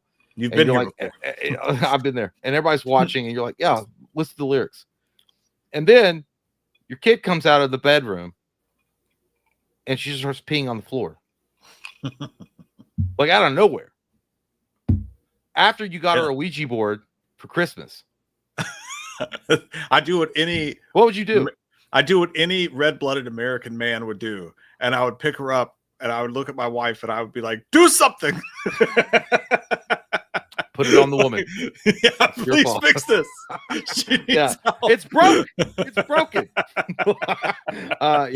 But thank you, God Converse Prime. We have Sean Higginbotham says. So, anyways. I said what I said. Well, you ought to be salty about it. No, he was the one with the fucking weird ass goddamn haiku about H2O earlier. That's fine. I appreciate it. Michael Parton says, "Speaking of cowboys, I got a hankering for something sweet when we be bunking up together in the moonlight after we have some good old vittles." What the fuck is vittles? That's probably I gotta Google it. That sounds don't look it up. That sounds like some fucking goddamn Temu Skittles. It doesn't say it's a variant spelling of victual. I think he meant Skittles. I think he meant Skittles. After have some good old Skittles. Hanker's sweet. So you be eating Skittles out of dudes' butts. So taste the rainbow flavor. I don't know, Michael. What are you talking about? Like after you've had some butt sex, you want some fucking Skittles? Speaking of, I gotta go make some vittles in the toilet. I gotta pee. I'll be right back. If you gotta make some vittles in the toilet, that's a disease. Thank you, Michael. We have Sidoroff. I ate dog treats on Thanksgiving because it was labeled beef jerky. Well, Sidoroff, that means that you have a problem drinking alcohol, and you shouldn't keep doing that if you confuse the two. But hey, it's still nutritious. Christian James says, "Enjoy the $1.40, boys." XO the Bears. Appreciate you, Christian, and we will enjoy that $1.40. Actually, it's not even be $1.40. It's more like 25 cents because YouTube will bite our ass like a shark from the water. But we appreciate you nonetheless, and you enjoy that mouth kiss from your dog. Bent Element says, "When the fuck do we get ice cream?" I don't know. I keep asking. No one knows. JT Inslee, oh my God, we know who this is, says, "Lately, my morning workout turns into a gooning session in front of the bathroom sink to bikini pics of my mom. Just a proud son with big aspirations. Good job." This is actually JT Owsley. YouTube changed his name to hide his identity, but we know who it is. This man is a connoisseur of the I fucked my stepmom while my dad was away Pornhub selection. And you know what? I got to be honest, he's very creative. And I'm glad that you're having a great time, JT. Take it or leave it says, "Thomas Jane said he was miscast as Punisher." What the fuck? He didn't say that. He said that? I don't believe that. Thomas Jane was perfectly cast as Punisher. It's not that he did a bad job. It was that the studio got involved and watered the fucking script down.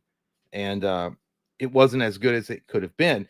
But we can look at something like Dirty Laundry that he produced on YouTube, and he was incredible. John Bernthal level, I don't know. But I think that Thomas Jane is an incredible Punisher.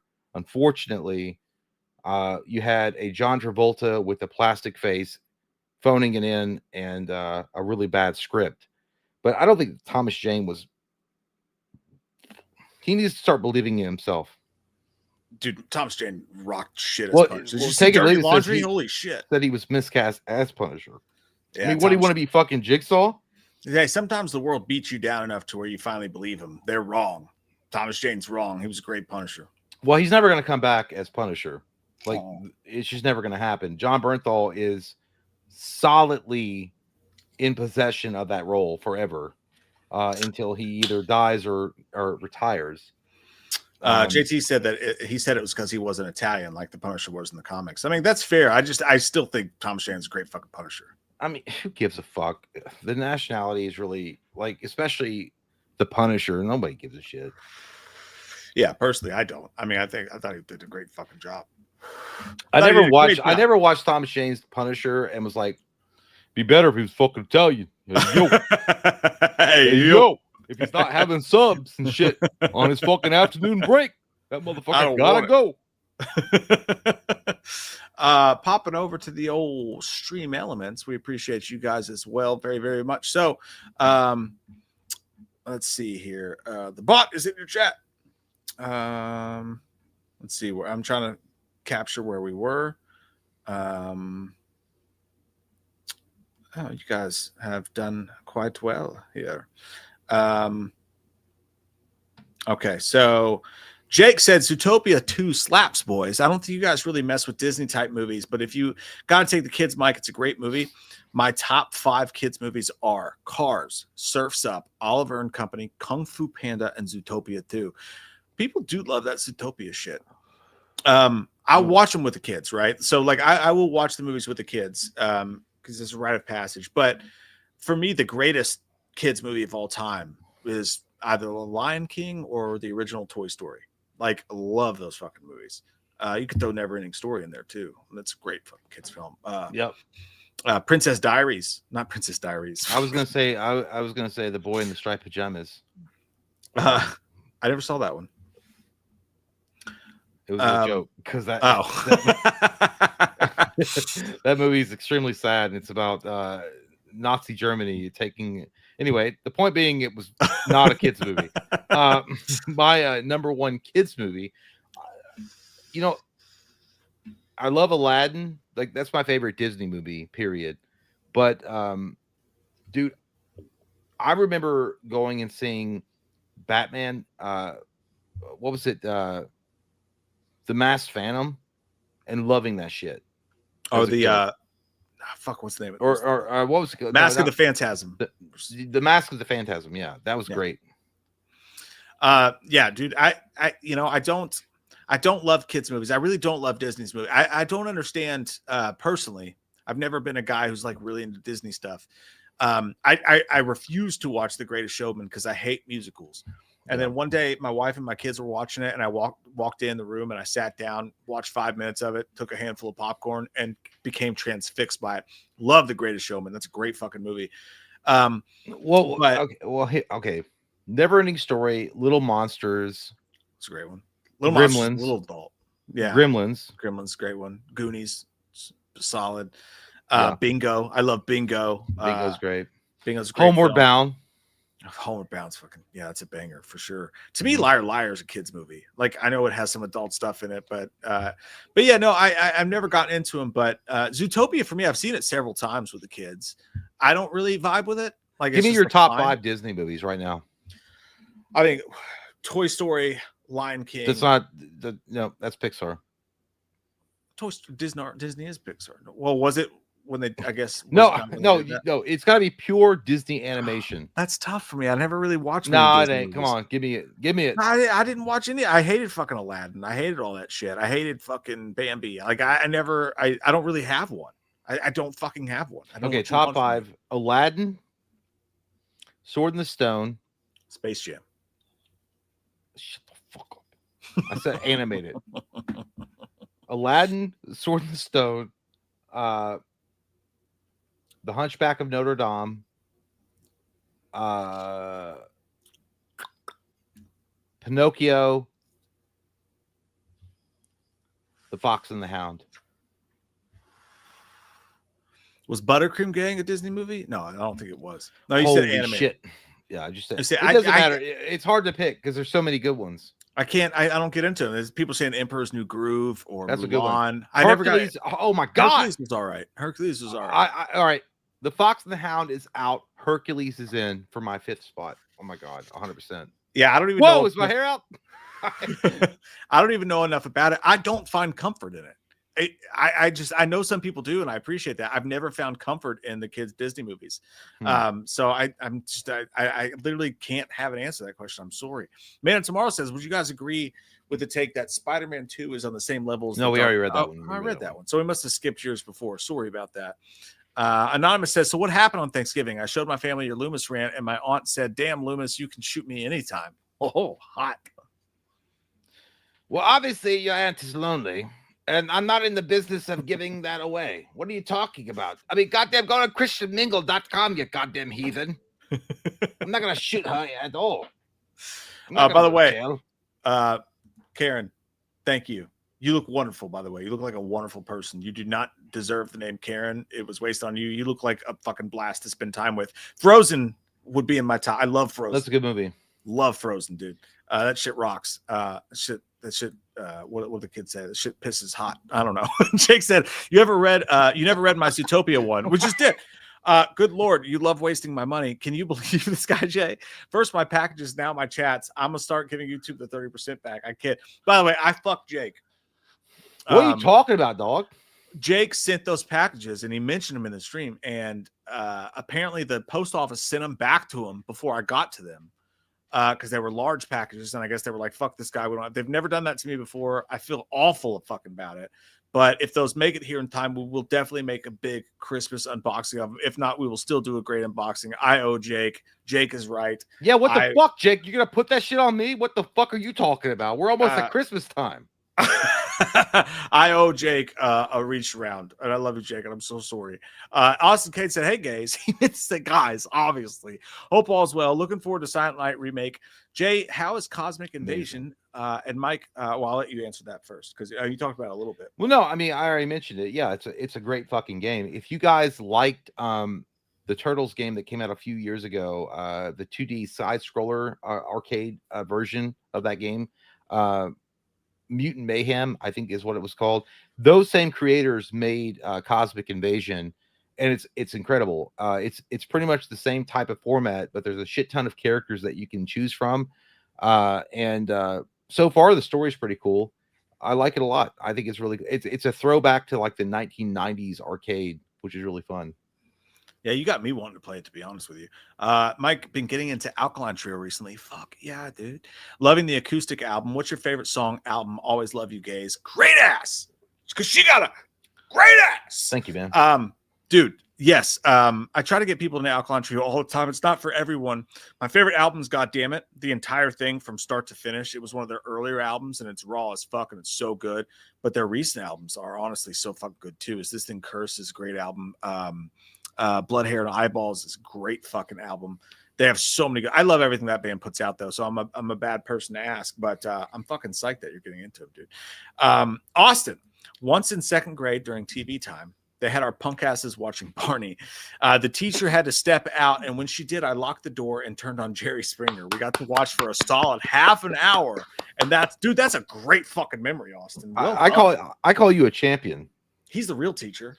Yeah, I call you a champion. You exposed those kids to what the fucking reality of the world's going to be when they get out of fucking second grade.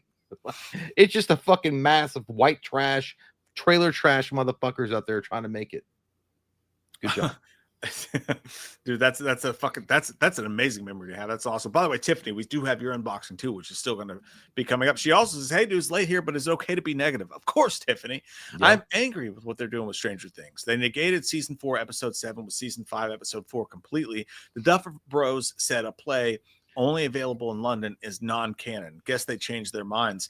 Listen, that show is Now, I'm not a hardcore Stranger Things person, so I don't follow it that closely. I mentioned when I reviewed it, I was like, listen, I'm not since the early stages of Marvel, and I'm not going to watch any piece of entertainment where I have to go back and do a bunch of fucking homework just to understand what's going on.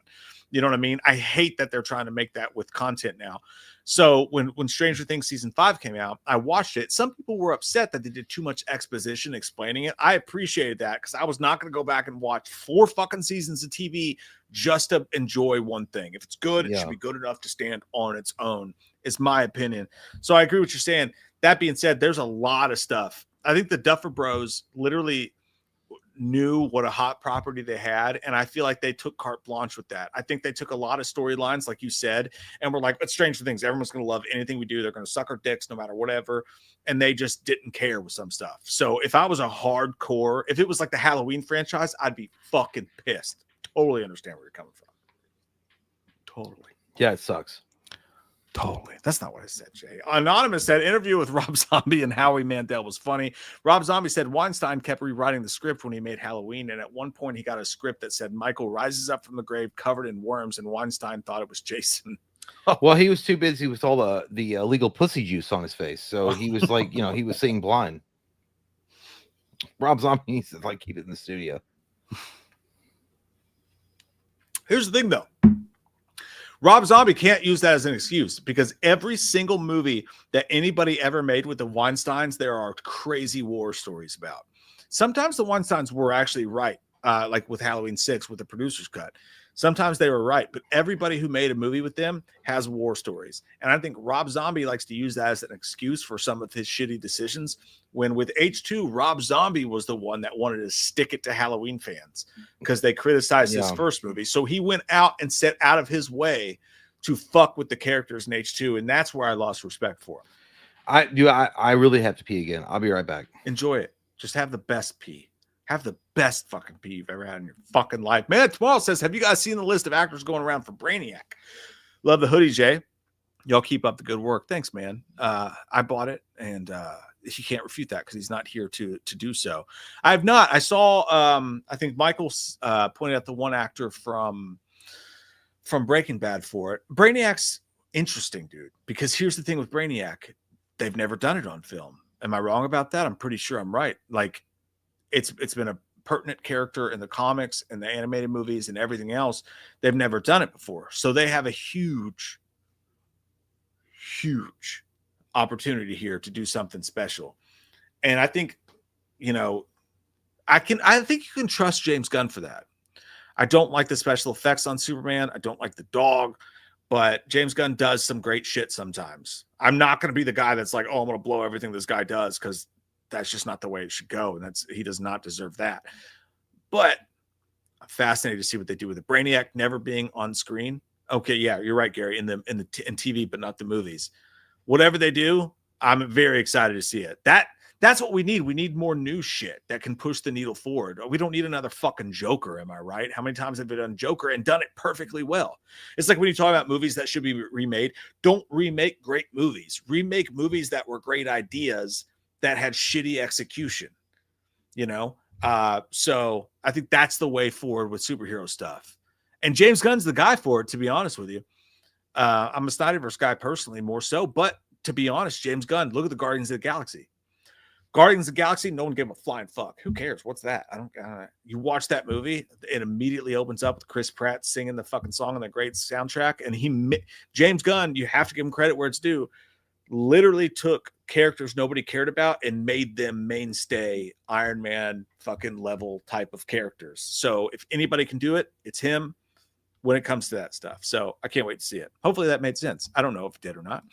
Anonymous says, speaking of H2O, I still stand by my Loomis choice for the Loomis show, Josh Hartnett. Now with the cardigan, bourbon, and glasses, he's got the whole Ethan Hawke thing, and it would be a perfect role. Not an egg fest, but like a focused, grounded story. I don't think Hartnett's old enough yet. I would love that in 15 years, but Hartnett still has fucking Hollywood chiseled face, still looks great. Dude, there was nothing that would make me hornier than seeing Josh Hartnett play Dr. Loomis, though. I think that's a great fucking idea. That's a great idea. I don't think he's old enough yet. And if you're doing a prequel, maybe, but still, Josh Hartnett's probably 6'3", 6'4". So that's kind of weird. But I would love to see Ethan Hawke as Loomis. Yeah, Ethan Hawke would be the best. But Hartnett could do it. Don't you slander Crypto. Listen, James Gunn fucked Crypto up. Crypto is a dirty, skanky ass fucking CGI poodle now. That was one of the worst things about that fucking movie, dude, is what he did with fucking Crypto. Not Sean Higginbottom said, Gatorade, H2O, Gatorade, H2O, water sucks. It really, really sucks. I agree. It does suck. You got to flavor that shit in some way to make it fucking palatable. Dude, it's hard when you get older. You got to drink a lot of fucking water, and I don't like drinking water. You have to make up excuses to drink fucking water, and I don't like it. I'd rather just chug a Gatorade, but apparently your body doesn't like that. It likes regular, just old school tap water or smart water or some shit. I don't know. I missed. Mercurio said, I don't even have TikTok, Loomis. Fuck. You keep lying. It's fine. It's a common thing from dirty bitches like you. You lie about it. You have a TikTok. You probably got a goddamn celebrated creator on it. Shut your mouth. You do have a TikTok. By the way, that was a quote from Waterboy before. I haven't watched that movie enough. I need to rewatch Waterboy. Matt Roberts says, what if, due to court-ordered anger management, Loomis was forced to be incredibly nice to everyone, including Michael, but still yelled and was as intense as ever, just aggressively nice and complimentary? That would be funny as fuck. You know, the way you carry yourself is very confident. And when you grab a butcher's knife out of the drawer, it looks like you really know what you're doing. So I fucking love it. When you go and attack people with such fervor, because you really appreciate what you're doing, you glorious son of a bitch, you. That's Anonymous says, I've been watching your channel for 4 years. I'm sorry. And both of you are extremely talented and funny, unlike me.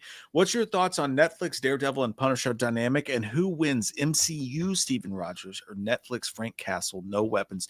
Listen, Anonymous, that question was more talented than anything Jay and I have done in 2 years. All right. So great.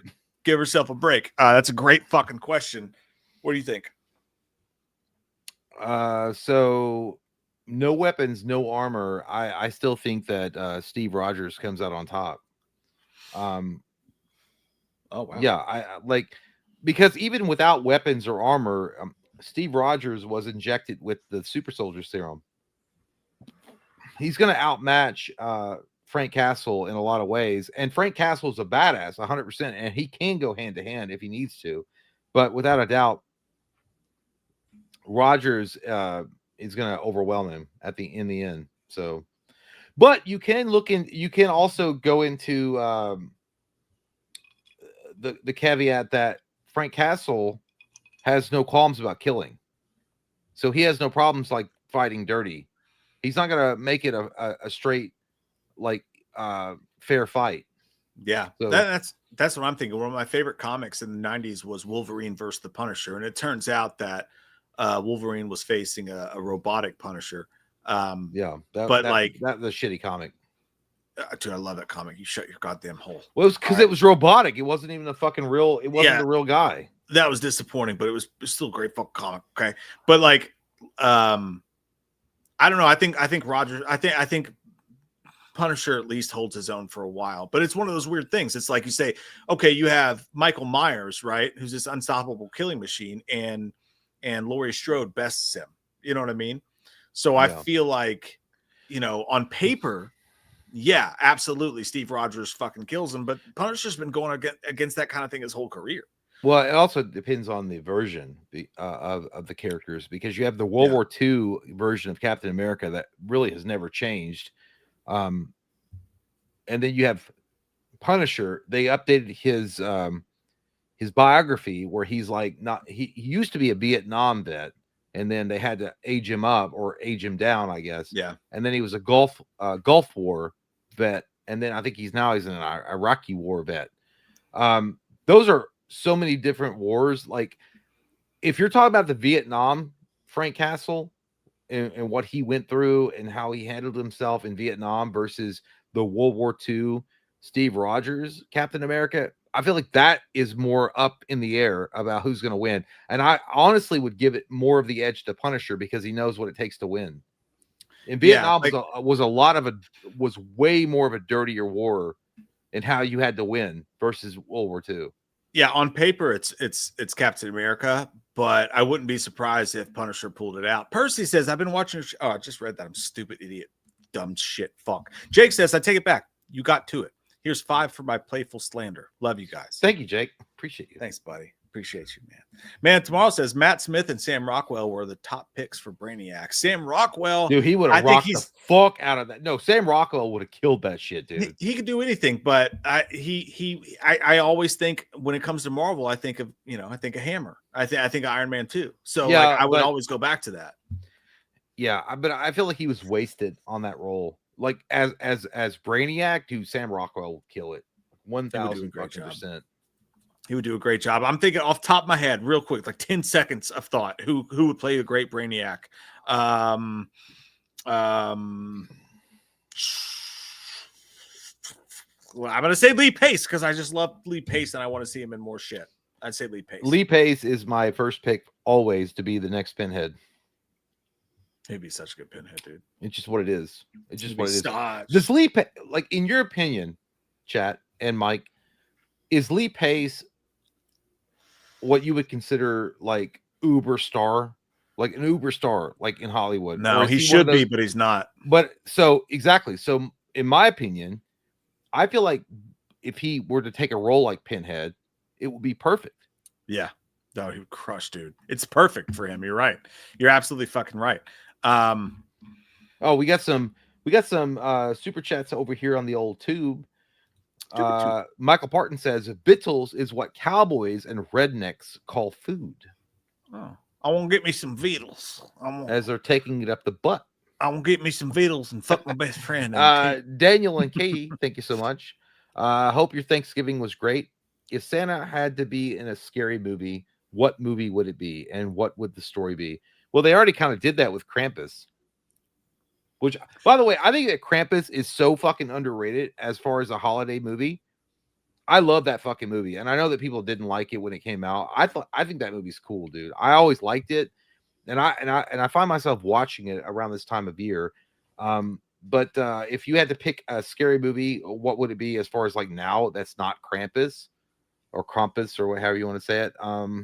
I think it's right. The story is right fucking there. I mean, all you have to do is you have to have a Santa who's been around for hundreds of years, and he looks at today's TikTok generation, iPads, whatever. Kids don't buy toys, right? Like, thankfully, my younger kid still plays with toys. She still wants Barbies and stuff like that, which I love. But like a lot of kids, they don't even want toys for Christmas. They want technology. You have a Santa who is really jaded. And he finally just goes fucking AI, maybe sends him over the top. He's sick. Nobody even wants his toys anymore. They want fucking Roblox points. And he goes crazy and he decides that he's going to go into all these chimneys of these kids and put fucking minesweeper bombs in their shit and just be an evil son of a bitch. And then you have to create your hero who's the anti-Santa Claus, who's been watching and knows this guy's kind of sick. He's a sick fuck. He likes to climb down chimneys of families and deliver toys to upstage the parents. And he's been watching for a while and he knows he's going to crack and nobody believes him because they all love Santa Claus. So he's on the hunt from everyone else, and he's the one who has to stop Santa Claus. And I think that's your Santa Claus horror movie. That motherfucker ain't like leaving gifts. He's taking souls. He's taking souls. I was gonna say, wouldn't it be crazy? Santa Claus has always had elves help him out around the North Pole, but what if he was just stealing children on the night of Christmas? Oh, to make him work in his North Pole make them factory. Work as slaves in his fucking factory. I like it. And like he only took the best of the best in the world, right? So he would go around the world and he would deliver presents to some, but he would go into other houses and take children and then put them to work in his Santa factory all year round and then kill them and replace them over and over again. I like it. You could do stuff. You could do it. But over and all, I think Santa Claus movies are oversaturated. I think we do way too many Santa Claus movies. I think Santa Claus needs to take a fucking break. from Hollywood. Drink a Coca-Cola. That's my opinion. Daniel also says, Daniel and Katie, you ready for Caleb Williams and the Bears given as a whooping to the Cheeseheads? Who you got? What are your picks? How much should I bet? Listen to me, buddy. I was sure that the Eagles were going to beat the fuck out of the Bears and expose them this weekend. They did not. So I have to hamper myself a little bit. Packers play the Bears 2 of the next 3 weeks. I am very, very confident, completely unscared of the Bears. My Packers have put up several disappointing games, but I think the Packers are going to beat the fuck out of the Bears in both of those games. And I'm putting it out there now. Bet on the Packers to beat the fuck out of those Bears. So bet on the Bears. Bet on the Bears. Emotionless Zombie just played BO7 Zombies for the first time, and it's super fun.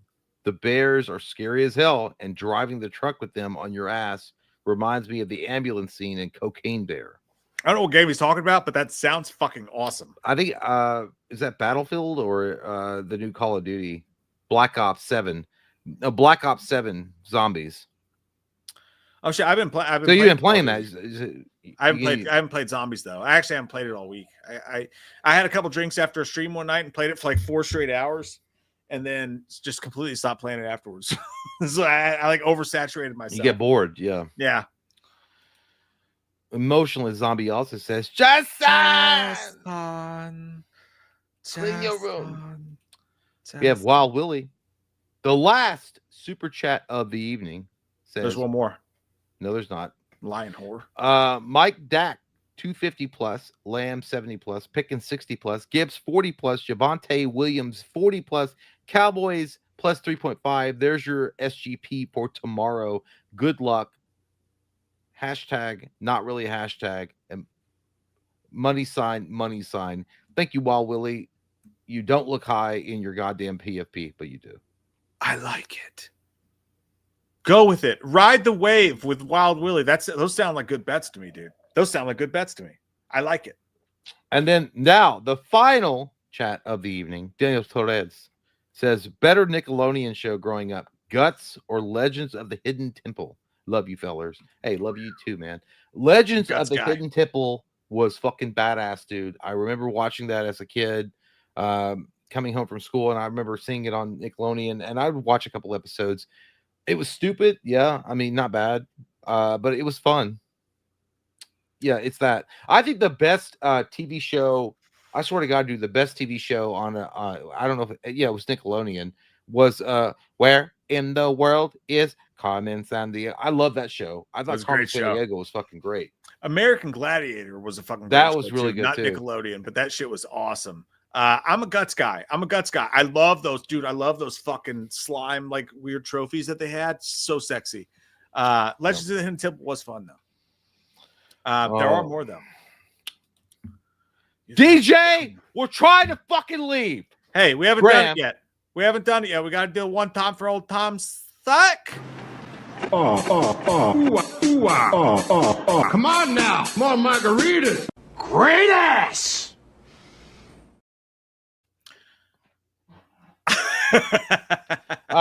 DJ Graham, thank you so much, says Toby Hooper's The Funhouse 1981 is the perfect movie to remake. I like that movie, but it's kind of boring. I like it enough to have it play in the background while I'm doing chores or something. Got a cool front cover too. That's true.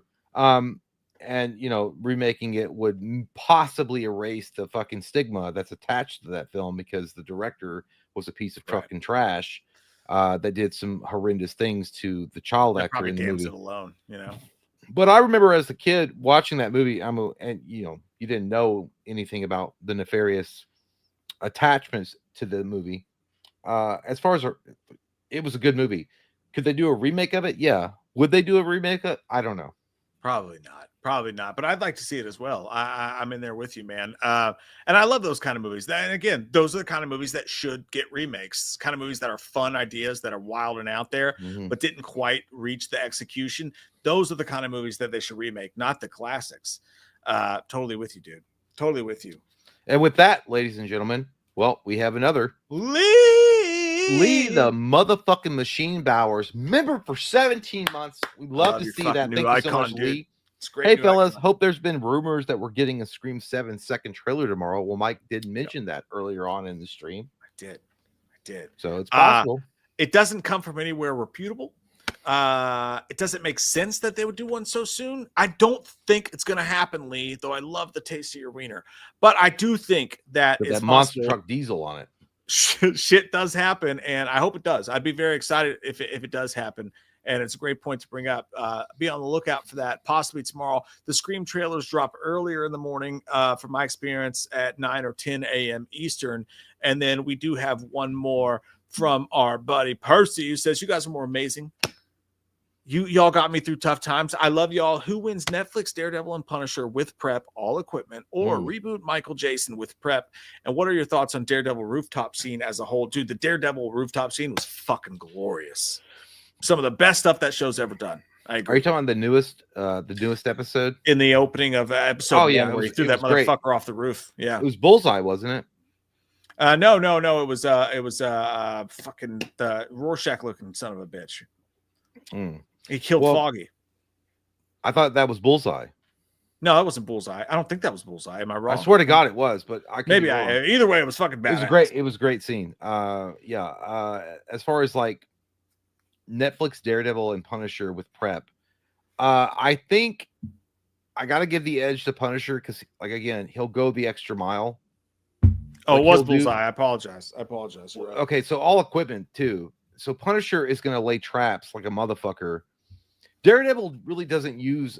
I mean, he has his fucking his stick that he uses to fuck people up. I mean, but Punisher's got access to all sorts of shit.